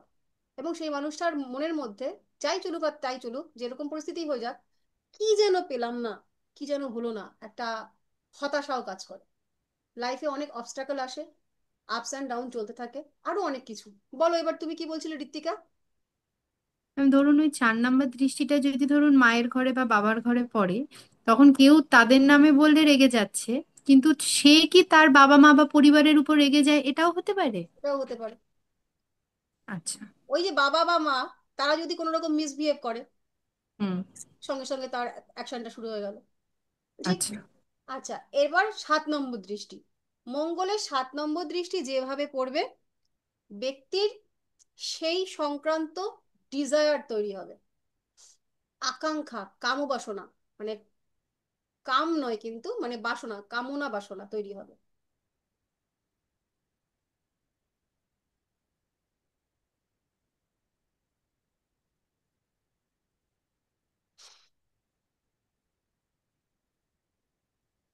বোঝাই? 4 নম্বর ঘর থেকে মানুষের জমি, বাড়ি। ম্যাম একটা অন্য ছক নিন, এটা পুরো ইয়ে হয়ে গেছে, খিচুড়ি হয়ে গেছে। কিন্তু এই দুটো চার্ট আমার লাগবে পরে। আচ্ছা, আমি এত এইবার, আবার এঁকে নেবেন? হ্যাঁ, এগুলো এগুলো ইয়ে করা যায় না, ইরেজ করা যায় না? হ্যাঁ সময় লাগে। আচ্ছা, তো ধরো আমি এইটা দিয়ে তোমাদের বোঝাচ্ছি, আমি শুধু ড্র করছি না, আমি শুধু তোমাদের এই রকম ভাবে বোঝাবো, হ্যাঁ, অসুবিধা নেই। ধরো এই যে 4 নম্বর ভাব, 4 নম্বর ভাব থেকে বিচার করা হয়, যেমন মা বিচার করি আমরা, তেমনি বিচার করা হয় স্থাবর সম্পত্তি এবং জমি। তাহলে যদি কোনো ব্যক্তির মঙ্গল এখানে বসে, তার সপ্তম দৃষ্টিটা এইভাবে বসবে। ঠিক। তাহলে এই ব্যক্তির, অর্থাৎ এই যে যে যে ব্যক্তির চার্ট, তার মঙ্গলটা এই ঘরে বসে সপ্তম দৃষ্টি দিয়েছে, মানে এই মেষ লগ্ন হতে হবে কিন্তু, মেষ লগ্ন হয়ে দশমে কারণ মঙ্গল বসেছে, তার 4 নম্বর 7 নম্বর দৃষ্টি পড়েছে চতুর্থ ভাবে। এটা ভালো করে বুঝো, মেষ লগ্ন, মেষ লগ্নের দশম হাউসে গিয়ে বসেছে মঙ্গল, সে তার সপ্তম দৃষ্টি দিচ্ছে 4 নম্বর ভাবে। হুম। তাহলে এই ব্যক্তিটার বাড়ি, জমি, এসবের প্রতি কিন্তু ডিজায়ার তৈরি হবে। সে জমি কিনতে চাইবে, সে ভালো বাড়ি বানাতে চাইবে, আরেকটু ভালো, যেটুকু আছে তার থেকে আরেকটু ভালো, এইরকম ভাবে। ঠিক প্রত্যেকটা ভাব থেকে আমাদের যে যে জিনিসগুলো আমরা বিচার করা শিখবো, নেক্সট দিন শিখবো, সেই সমস্ত, সেই এই ভাব থেকে যে জিনিসপত্রগুলো হয়, এই ভাব থেকে যে জিনিসপত্রগুলো হয়, সেই যে ভাবের দৃষ্টি, মানে মঙ্গল সপ্তম দৃষ্টিটা যেভাবেই দেবে, সেই ভাবের ডিজায়ার ওই ব্যক্তির তৈরি হয়। ক্লিয়ার? এটা ক্লিয়ার হচ্ছে? আচ্ছা, এবার মঙ্গলের অষ্টম দৃষ্টি, অষ্টম দৃষ্টি হচ্ছে সংঘর্ষ।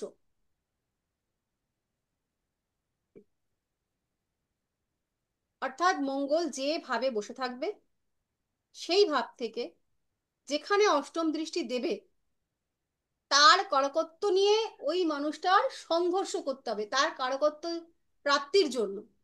ধরো এইটাই যদি বোঝাই, যে মেষ লগ্নের চার্ট, মঙ্গল এই ঘরটায় বসে আছে। ঠিক। তাহলে এখান থেকে 1 2 3 4 5 6 7 8, এটা মেষ লগ্ন সাপেক্ষে কত নম্বর ঘর বলো? সুবিনা, এটা কত নম্বর ঘর মেষ লগ্ন সাপেক্ষে? ম্যাম 4 নম্বর, 4 নম্বর ঘর, 4 নম্বর ঘর।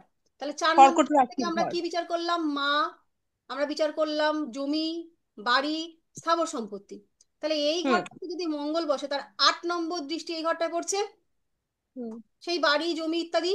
তাহলে এই মানুষটা যদি বাড়ি জমি ইত্যাদি পেতে চায়, তাহলে তাকে অনেক সংঘর্ষ করে সেটা হাসিল করতে হবে।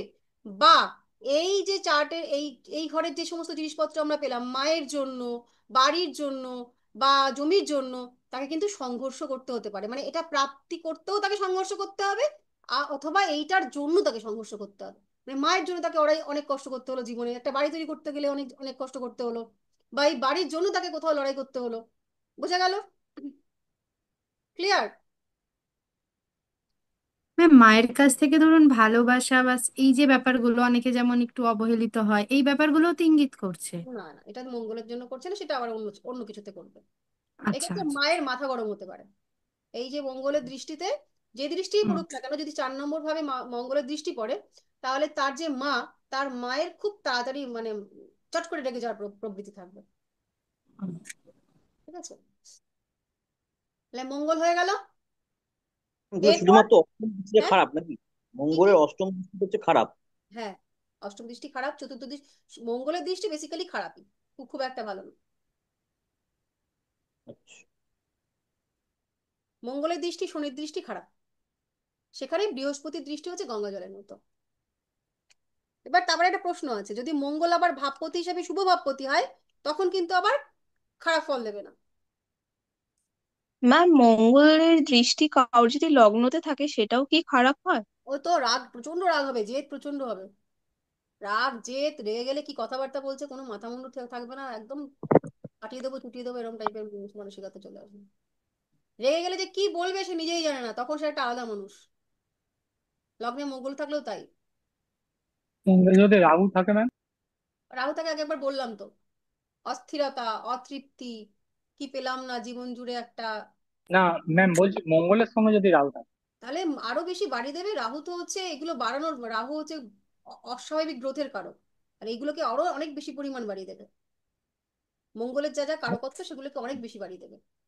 না, বলছি মঙ্গল যে ঘরে বসে সেই ঘরে কি ভালো ফল দেয় না খারাপ, মানে বৃহস্পতির মতো? না, ওটা দেখতে হবে হচ্ছে সেই এই লগ্ন সাপেক্ষে মঙ্গল আবার কোন ভাবপতি, সেই হিসাবে সে ফল দেবে। মানে বৃহস্পতি শনির মতো ব্যাপারটা নয় নাকি? ওরকম ফলটা দেবে না, না। তবে মঙ্গল যেহেতু রাগ জেদের কারক, মঙ্গল একটু অ্যাগ্রেসিভ, তো সেই ভাবটাকে সে একটু, যেহেতু সে অগ্নিতত্ত্বের রাশি, একটু কিন্তু সে প্রজ্বলিত রাখবে, মানে একটু দগ্ধ, দগ্ধ বলবো না, মানে সেই ব্যাপারটা একটু বেশি এনার্জাইজড, হাইপার হয়ে যাওয়া, ওই ভাব সংক্রান্ত এগুলো থাকবে। হুম, আমরা আগে ভাবটা পড়িনি, আর আজকে যে জিনিসগুলো একটু মাথার উপর দিয়ে যাবে, কারণ আমরা ভাবটা পড়িনি। ভাবটা যখন আমরা, ভাব আর কারকত্বটা যখন আমরা ক্লিয়ার করে ফেলবো, ততক্ষণে আপনাদের এই সমস্তগুলো ক্লিয়ার হয়ে যাবে। আমরা চার্টে যখন এগুলো দিয়ে দিয়ে আবার বিচার বিশ্লেষণ করবো, অসুবিধা হবে না। তাহলে মঙ্গল হয়ে গেল। এবার আমরা শনি মহারাজের দৃষ্টি নিয়ে লিখে নিই।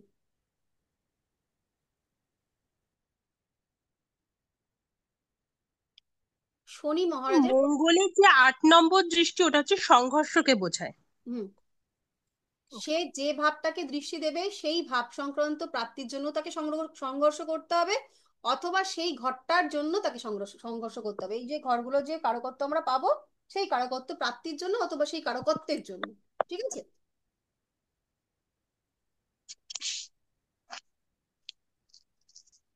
এবার শনি মহারাজেরটা লিখে নিই। শনি মহারাজের 3টে দৃষ্টি। ধরে নিলাম শনি মহারাজ এই ঘরটাতে বসে আছেন, এই ঘরটায় বসে আছেন। 7 নম্বর দৃষ্টি আছে, 3 নম্বর দৃষ্টি আছে, এবং 10 নম্বর দৃষ্টি আছে। 7, 3, 10।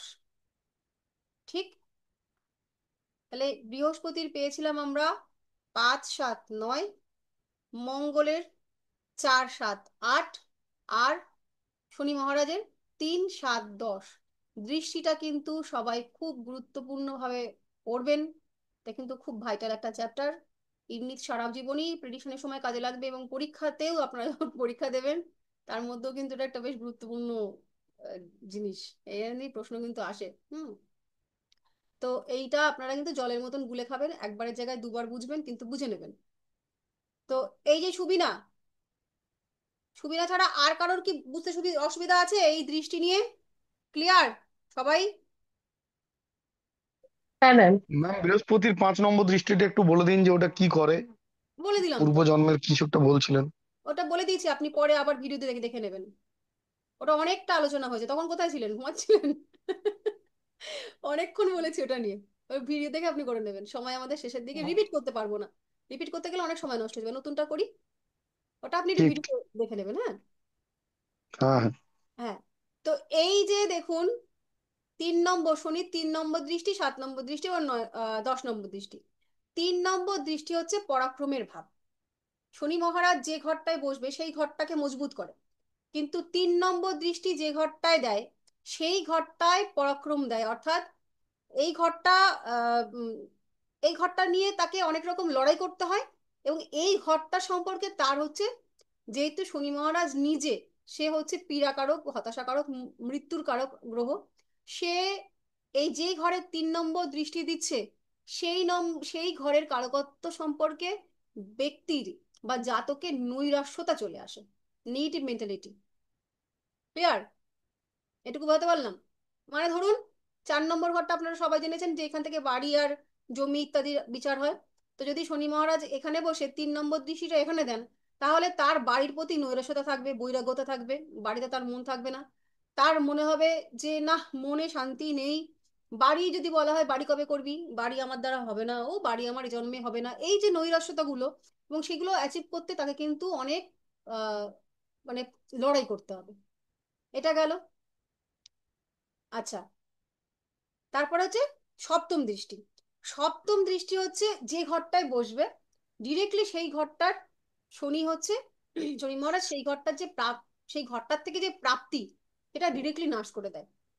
মানে ধরো 10 নম্বর দৃষ্টি, এইখানে শনি মহারাজ লগ্নে বসে 10 নম্বর দৃষ্টি দিচ্ছে কর্মের ভাবে, তাহলে কর্মভাব থেকে তার কর্মের জায়গা থেকে যে প্রাপ্তিটা ছিল সেই প্রাপ্তিটা শনি মহারাজ একদম ডিরেক্টলি ডিলে করিয়ে দেয়, মানে একদম নাশ করে দেয়। মানে একটা মানুষের একই ধরো এইখান থেকে একটা ছেলে যেরকম একই কোর্স করে বেরিয়েছে, এই ছেলেটির লগ্নে শনি, সে 10ম ভাবে দৃষ্টি দিচ্ছে, আর এই ছেলেটির নেই।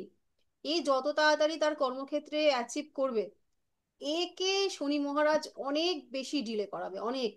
মানে কর্মের থেকে তাকে যে প্রাপ্তিটা হওয়ার কথা সেই প্রাপ্তি হতে তাকে নাস্তানুবুদ হতে হবে। তার জন্য তাকে সবটা সময় মানে এইখান থেকে যে সুখের জায়গাটা, একটা মানুষ কাজ করছি, কাজ করে আমি পয়সা পাবো, পেমেন্ট পাবো, এটাই তো সুখ, কাজ করার সুখ।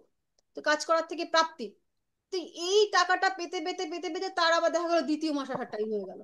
তো এইরকম ভাবে যে হাউস মানে যে ভাবের উপর শনি মহারাজের 10ম দৃষ্টি থাকবে সেই ভাব সংক্রান্ত প্রাপ্তিটাকে শনি মহারাজ একেবারে নষ্ট করে দেবেন বা নাশ করে দেবেন। অর্থাৎ না সরি, এটা এটা এইটা আমি ভুল বলেছি, নাশ করে দেবেন না, এটা নিয়ে অনেক সংঘর্ষ করতে হবে। 7 দৃষ্টিটা নাশ করে দেবে। আপনারা একটু কারেকশন করে নিন। 10th হাউস থেকে প্রাপ্তির জন্য তাকে অনেক সংঘর্ষ করতে হবে, আর 7 দৃষ্টি তাকে তাকে নাশ করে দেবে। মানে সপ্তম দৃষ্টি যে ঘরটায় পড়ছে, ধরুন এই যে বিবাহর জায়গা, বিবাহর জায়গার থেকে যে সুখ সেই সুখটা নষ্ট করে দেবে। বিবাহের যে একটা নির্দিষ্ট সময়ে তার যে বিয়ে হওয়ার কথা ছিল সেই বিয়ে হতে গিয়ে তাকে ডিনাই করা, মানে ডিলে করা, ডিনাই করে না শনি মহারাজ, করে হচ্ছে ডিলে, কেতু করে দেয় ডিনাই।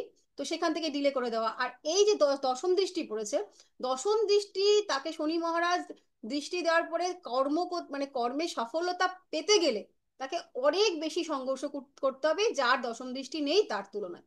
এটাও ক্লিয়ার হয়েছে? 10ম দৃষ্টি সংঘর্ষ বাড়াবে, আর 7ম দৃষ্টি প্রাপ্তি নাশ করে দেবে।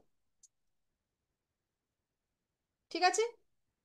আচ্ছা, এরপরে এই এই এই দৃষ্টি নিয়ে আর কারো কোনো প্রশ্ন আছে? ম্যাম সপ্তম দৃষ্টি কি করবে আর আগে দশমের মধ্যে আগে গুলিয়ে দেয়? আচ্ছা, 7ম দৃষ্টি যদি 10মে পড়ে, তাহলে যেটা আগে এক্সাম্পলটা দিয়েছিলাম, যে তার যে 10মের থেকে প্রাপ্তি, 10মের থেকে প্রাপ্তি মানে কি, কাজ করে সে টাকা পাবে। এই টাকাটা পেতে গেলে বা কাজ করে সে একটা কর্ম উন্নতি, পদোন্নতি পাবে, সেই যে জায়গাটা, পদোন্নতি বলো বা কাজ করার পরে তার যে স্যালারিটা হওয়া বলো, বা কাজের জায়গায় বসের যে আনুকূল্যতা পাওয়া বলো, সেই সমস্ত জায়গা থেকে তাকে কিন্তু 7ম দৃষ্টি নাশ করে দেবে। মানে সেটা একই জায়গাতে দুজন মানুষ কাজ করছে, তুমি আর তোমার কলিগ, তুমি হয়তো অনেক বেশি পরিশ্রম করেছো, তোমার অ্যাকচুয়ালি অ্যাচিভমেন্টটা হওয়া উচিত ছিল, তুমি পেলে না, পাশ থেকে আর একজন যে তোমার থেকে অনেক বেশি কম খেটেছিল, তো সবাই কলিগরা বলছিল যে তোমার এবার প্রমোশনটা হয়ে যাবে, কিন্তু তোমার হলো না, প্রমোশনটা আটকে গেল, গিয়ে আরেকজনের হয়ে গেল। এই যে তুমি প্রাপ্তি থেকে বঞ্চিত হলে, এই বঞ্চিতটা দেয় হচ্ছে শনি মহারাজের 7ম দৃষ্টি। বুঝতে পেরেছি? ক্লিয়ার? আচ্ছা, এরপরে আমরা দৃষ্টি আমাদের কমপ্লিট হয়ে গেল। আর যাদের যা বুঝতে অসুবিধা আছে তারা ভিডিওটা একবার দুবার আরেকবার দেখবে, তাহলে দেখবে যে মোটামুটি ক্লিয়ার হয়ে গেছে। এবার আমরা একটু উচ্চস্থ নিচস্থ যেটুকু পারি, আজকে অলরেডি 9টা 21 হয়ে গেছে। এই ঘরটা এরকম আবার একটা ছক এঁকে নাও।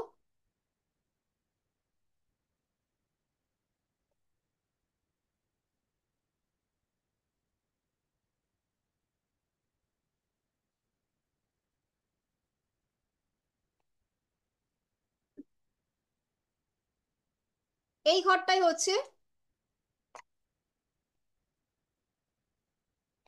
রবি উচ্চস্থ, মেষের ঘরে রবি উচ্চস্থ।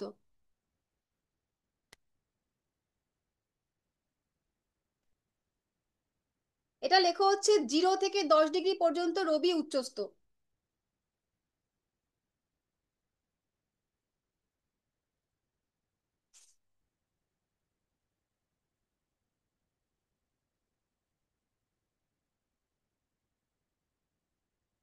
আচ্ছা, এই ঘরটায় তুলার ঘরে শনি মহারাজ উচ্চস্থ।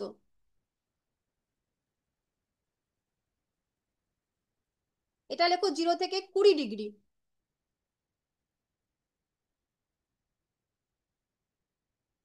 এই ঘরটাতে চন্দ্র উচ্চস্থ 0 থেকে 3 ডিগ্রি। এটা তোমরা লিখে নাও, ডিগ্রিটা আমি আর লিখছি না। 0 থেকে 3 ডিগ্রি, 3।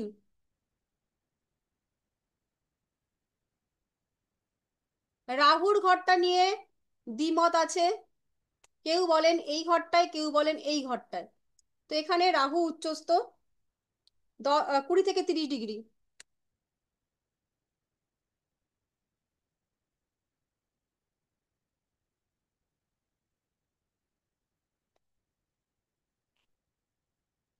বৃহস্পতি হচ্ছে কর্কটে উচ্চস্থ 0 থেকে 5 ডিগ্রি।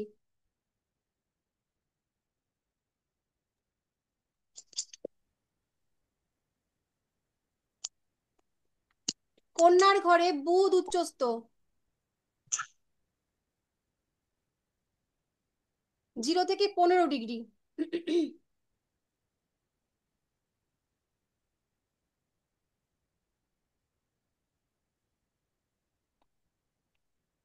এঘরটাতে কেতু উচ্চস্থ, দ্বিমত আছে, কেউ বলেন এটাতে উচ্চস্থ 20 থেকে 30 ডিগ্রি।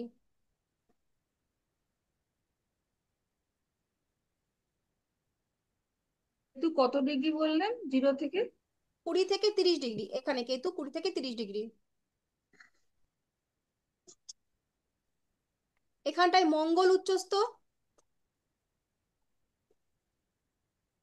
0 থেকে 28 ডিগ্রি।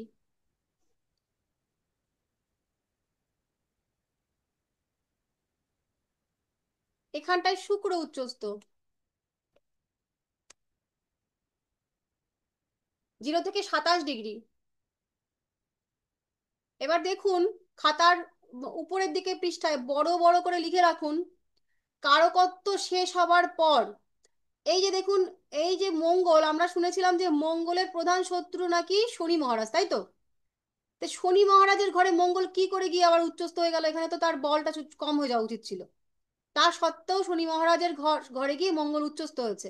আবার দেখুন শুক্র বৃহস্পতির ঘরে গিয়ে উচ্চস্থ হয়েছে, তার শত্রুর ঘরে, এখানে তো তার ক্ষমতা কমে যাওয়া উচিত ছিল। এই যে উচ্চস্থ গুলো কেন হয়েছে এটা বড় বড় করে লিখে রাখুন। কারকত্ব শেষ হয়ে গেলে আমরা উচ্চস্থ নিচস্থ কেন হয়েছে সেটা পড়বো, আর কারকত্ব শেষ হয়ে গেলে ওইটা আমাকে একটু মনে করিয়েও দিতে হবে।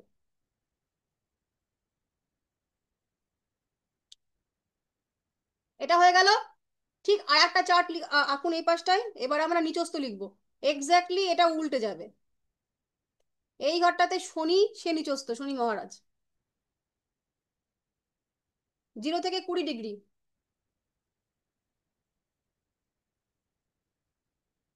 এই ঘরটাতে কেতু 20 থেকে 30। এর আগেরটা কি বললেন ম্যাডাম, আর একবার বলুন, এইটা নিচস্থর আরেকবার ঘর, দেখান।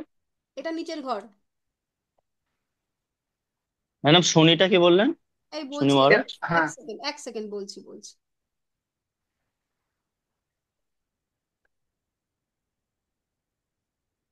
শনি মহারাজ, এই যে মেষের ঘরে শনি মহারাজ নিচস্থ হবেন 0 থেকে 20 ডিগ্রি।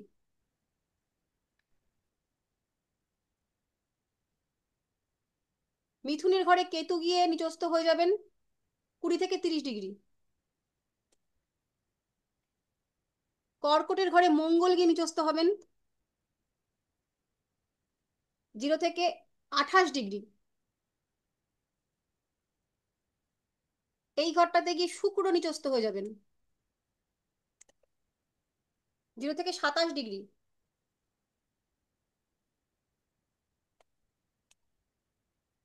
তুলায় সান রবি নিচস্থ হয়ে যাবেন 0 থেকে 10 ডিগ্রি।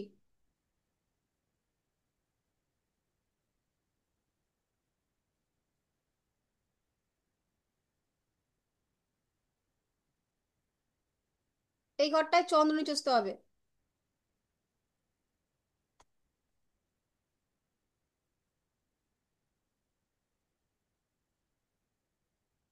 আগে যে আগের এখানে উচ্চস্থ যেটা ছিল যে ডিগ্রি, সেম উল্টো দিকে সেই একই ডিগ্রি লিখে যান। এইখানটায় হচ্ছে রাহু,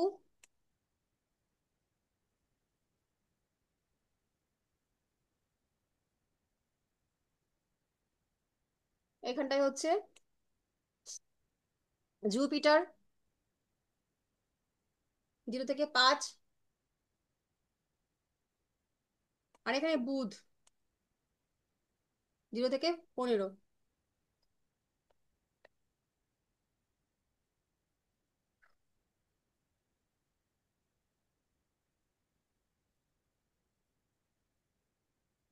হয়েছে?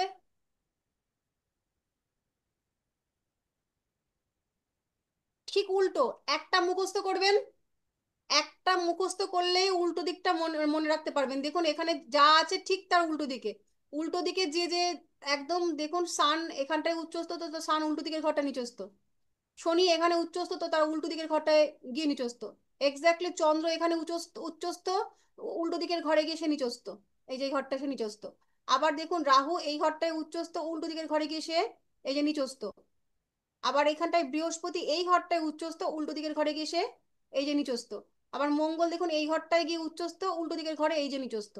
একদম একটা ছক মুখস্থ রাখবেন, উল্টোটা পরেরটা শুধু শুধু উল্টো দেবেন, তাহলেই হয়ে যাবে।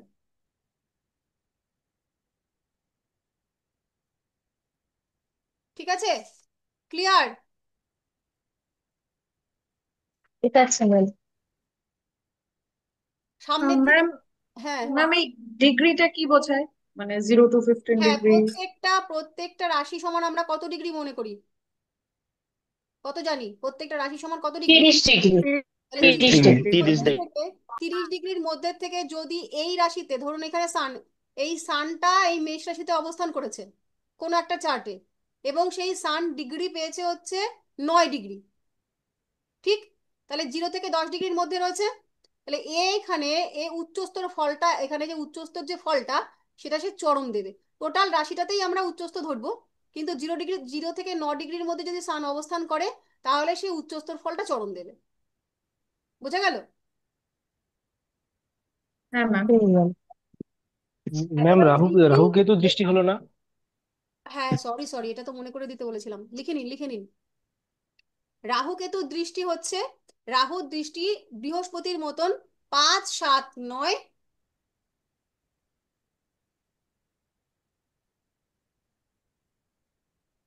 সঙ্গে 2 এবং 12কেও মানা হয়, কিন্তু মূলত 5, 7, 9। আচ্ছা রাহুর দৃষ্টিটা দেখুন, রাহু যেরকম ও চলে হচ্ছে বলেছি ক্লকওয়াইজ, তো রাহু এরা যেমন অ্যান্টি ক্লকওয়াইজ চলে, রাহু হচ্ছে এই যে সে হচ্ছে ক্লকওয়াইজ চলবে। মানে এখন এই ঘরটায় আছে গোচরে, তারপরে পরের ঘরটা চলে যাবে। বাকি সবাই চন্দ্র গোচর এই ঘরের থেকে এই ঘরে আসবে, কিন্তু রাহু হচ্ছে গোচরে এই ঘরের থেকে এই ঘরে চলে আসবে। তো রাহুর ক্ষেত্রে যে আহ, গোনাটা, সেটা এই ক্লকওয়াইজ গুনলেও যে রাশি হবে, অ্যান্টি ক্লকওয়াইজ গুনলেও সেই একই রাশি হবে। মানে এখান থেকে ধরুন 5 নম্বর ঘর, এইখানে রাহু বসে আছে, এখান থেকে 5 নম্বর ঘর দেখবো, 1, 2, 3, 4, 5, এই ঘরটা তো দৃষ্টি পড়ছে। এবার যদি এই ঘরটা দৃষ্টি হলো রাহুর দ্বারা, আবার যদি উল্টো দিক দিয়ে ঘুরে ঘুরে আসি এই ঘরেই দৃষ্টি পড়বে, তবে সেটা 1, 2, 3, 4, 5, 6, 7, 8, 9, মানে এই ঘরটায় তার দৃষ্টি এদিক দিয়েও পড়ছে ওদিক দিয়েও পড়ছে, একটা পঞ্চম হয়ে যাচ্ছে একটা নবম হয়ে যাচ্ছে। দৃষ্টি এখান থেকে গুনবো হচ্ছে আমরা ক্লকওয়াইজ রাহুর দৃষ্টিটা। ঠিক আছে?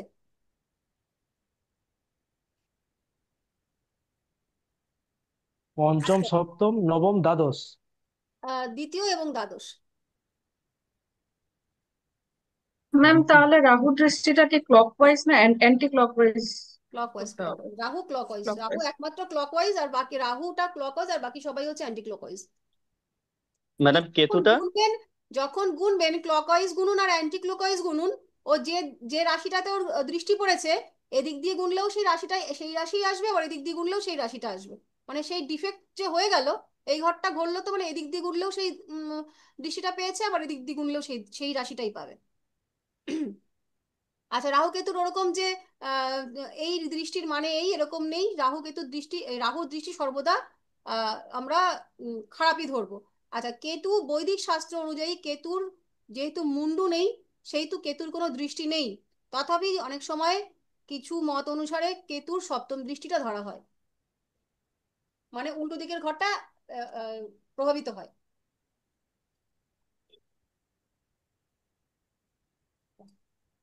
ম্যাম তাহলে কি কেতু দৃষ্টি আছে সেটা ধরবো না না নেই না, সেটা ধরবো? দৃষ্টি নেই, কিন্তু বিচারের সুবিধার্থে উল্টো দিকের ঘরটা প্রভাবিত হয়। কেতুর দৃষ্টি নেই, কেতুর তো আচ্ছা মাথায় নেই। আচ্ছা। আজকের ক্লাসটা কিন্তু বেশ একটু শক্ত ক্লাস। এটা আমি সবাইকে বলবো আরো একবার দুবার বাড়িতে বসে দেখবেন, ক্লিয়ার করবেন। জানি এখন ক্লিয়ার হয়ে গেছে, কিন্তু দুদিন পরে না গুলিয়ে যাবে। তো তাই জন্য যাতে গুলিয়ে না যায়, দুদিন পর আবার দেখবেন, 4 দিন পর আবার দেখবেন, তাহলে একদম ফিক্সড হয়ে যাবে। আর ম্যাম ম্যাম একটা একটা জিজ্ঞাসা জিনিস ছিল। একটু হ্যাঁ, বলুন বলুন। বলছিলাম যে কেতুর উল্টো দিকে তো রাহুই বসবে, হুম। সেই ক্ষেত্রে কেতুর দৃষ্টিটা কি কোনো কাজ করবে? না না, এক্স্যাক্টলি কেতুর দৃষ্টি নেই, কিন্তু কেতুর উল্টো দিকে রাহু বসছে বলেই তো ওই ঘরটা ডিফেক্ট হয়ে গেল। হ্যাঁ। বুঝলেন? হ্যাঁ। ম্যাম বলছি শনিদেবের দৃষ্টি ধরুন সপ্তম ভাবে পড়লে সেটা একেবারে সুখ স্বাচ্ছন্দ্য বা কাজের জায়গাটাকে নষ্ট করে দেয়, আর দশম ভাবে পড়লে সেটাকে ডিলে করে, তাই তো? না না, এটা দেখো, সপ্তম দৃষ্টি হচ্ছে নষ্ট করে দেয়, আর দশম দৃষ্টিতে হুম, সংঘর্ষ বাড়িয়ে দেয়। সেই ভাব সম্পর্কিত প্রাপ্তির জন্য তোমাকে আচ্ছা অনেক বেশি লড়াই করতে হবে। আচ্ছা আর 3 নম্বর দৃষ্টি হচ্ছে নৈরাশ্যত্ব এনে দেয়, ও আমার হবে না, ছেড়ে দাও, এরকম ধরনের। ঠিক আছে। আচ্ছা। আচ্ছা, সামনের দিন আমরা রবির কারকত্ব দিয়ে শুরু করব। আমাকে তোমরা একটু দয়া করে, সকলকে আমি বলি, অতনুবাবু একটু করেন ভালো, তার জন্য তাকে একটু ভালো বেশি করে ধন্যবাদ। একটু মনে করিয়ে দিও, আমার 3টে ক্লাস চলে তো আলাদা আলাদা। আমার না এই গুলিয়ে যায় কার কোন সিলেবাস। তো একদিন আগে একটুখানি মনে করিয়ে দেওয়া যে আমরা সামনের দিন এই ক্লাসটা করবো, আমরা কারকত্ব করবো নেক্সট দিন, রবির কারকত্ব। ঠিক আছে? তো আমরা এই পর্যন্ত আজকে। শুভরাত্রি সকলকে, সবাই খুব ভালো ম্যাম থাকবে। একটা রিকোয়েস্ট আছে, বলুন। যে আজকে তো ধনতেরাস, সবাই তো মানে অনেক দেখছি আপনি একটুখানি যদি কোনো মানে টিপস দেন বা রেমেডি দেন বা আজকে টিপস কিছু। সারা আমাকে না, আপনারা হচ্ছে ফেসবুকে ফলো করে রাখবেন, সারাদিন ধরে টিপস দিয়েছি। আজকে এখন ধনতেরাসের শেষ মুহূর্তে আর কি টিপস দেবো? আহ, ম্যাম আপনার কালী ইয়েতে কালী ফেসবুকের আইডি কি আছে? আচার্য হ্যাঁ, আমরা আচার্য তো। শাস্ত্রী বলে আছে, দেখবেন, সার্চ করবেন। স্যারের সঙ্গে যারা আছেন তারা ওখান থেকে সার্চ করলে আমায় পেয়ে যাবেন কমনে। ও আচ্ছা, ম্যাম পাইনি আমরা তো ফেসবুকে নেই আপনাকে। সেই জন্য। হ্যাঁ, কি ওই বলছেন? তাহলে ফেসবুকের জন্যই। লিঙ্কটা কি গ্রুপে দেওয়া যাবে? হ্যাঁ, আমি দিয়ে দেবো, দিয়ে দেবো। হ্যাঁ, ঠিক আছে। তাহলে সুবিধা ম্যাম হয় তাও, ফাইন্ড করতে। ম্যাম কালী পুজো আসছে, যদি আজকে না হয় অন্য দিনের জন্য একটা ভালো আচ্ছা, টিপস যারা যদি দিয়ে দেন। যারা যারা কালী পুজো করবেন, হুম, তারা কালী পুজোর দিন যেটা করবেন আমি বলে রাখছি, যারা কালী পুজোর দিন লক্ষ্মী পুজো করেন বা কালী পুজোর দিন বাড়িতেও পুজো করবেন, তারা, আমি মূলত এখানে একটু ধন প্রাপ্তির জন্যই করি, ওটাই সবার চিন্তার জায়গা। রেকর্ড অফ করেছি।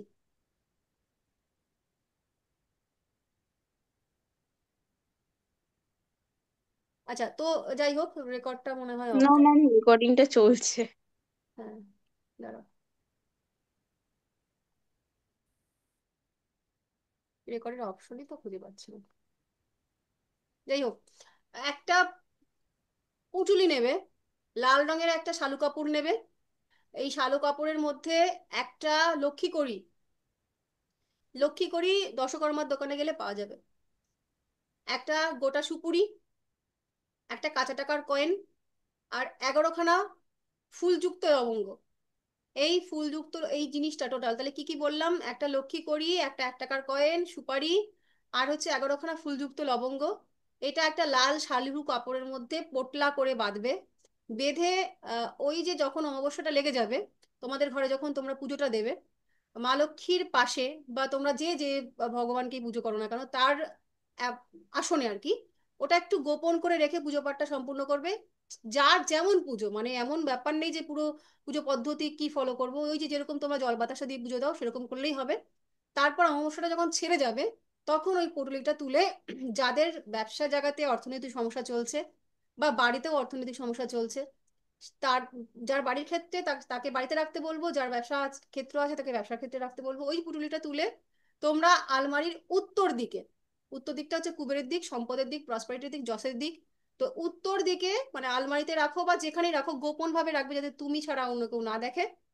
তার উল্টো দিক উত্তর দিকটাতে ওই পুটুলিটা রেখে দেবে এই বছরের জন্য, সামনের বছর আবার এই দিনে তোমরা হচ্ছে ওটা জলে ভাসিয়ে দেবে। ঠিক আছে? Thank you ma'am. হ্যাঁ, থ্যাংক খুব ইউ ভালো থাকুন সবাই। শুভরাত্রি।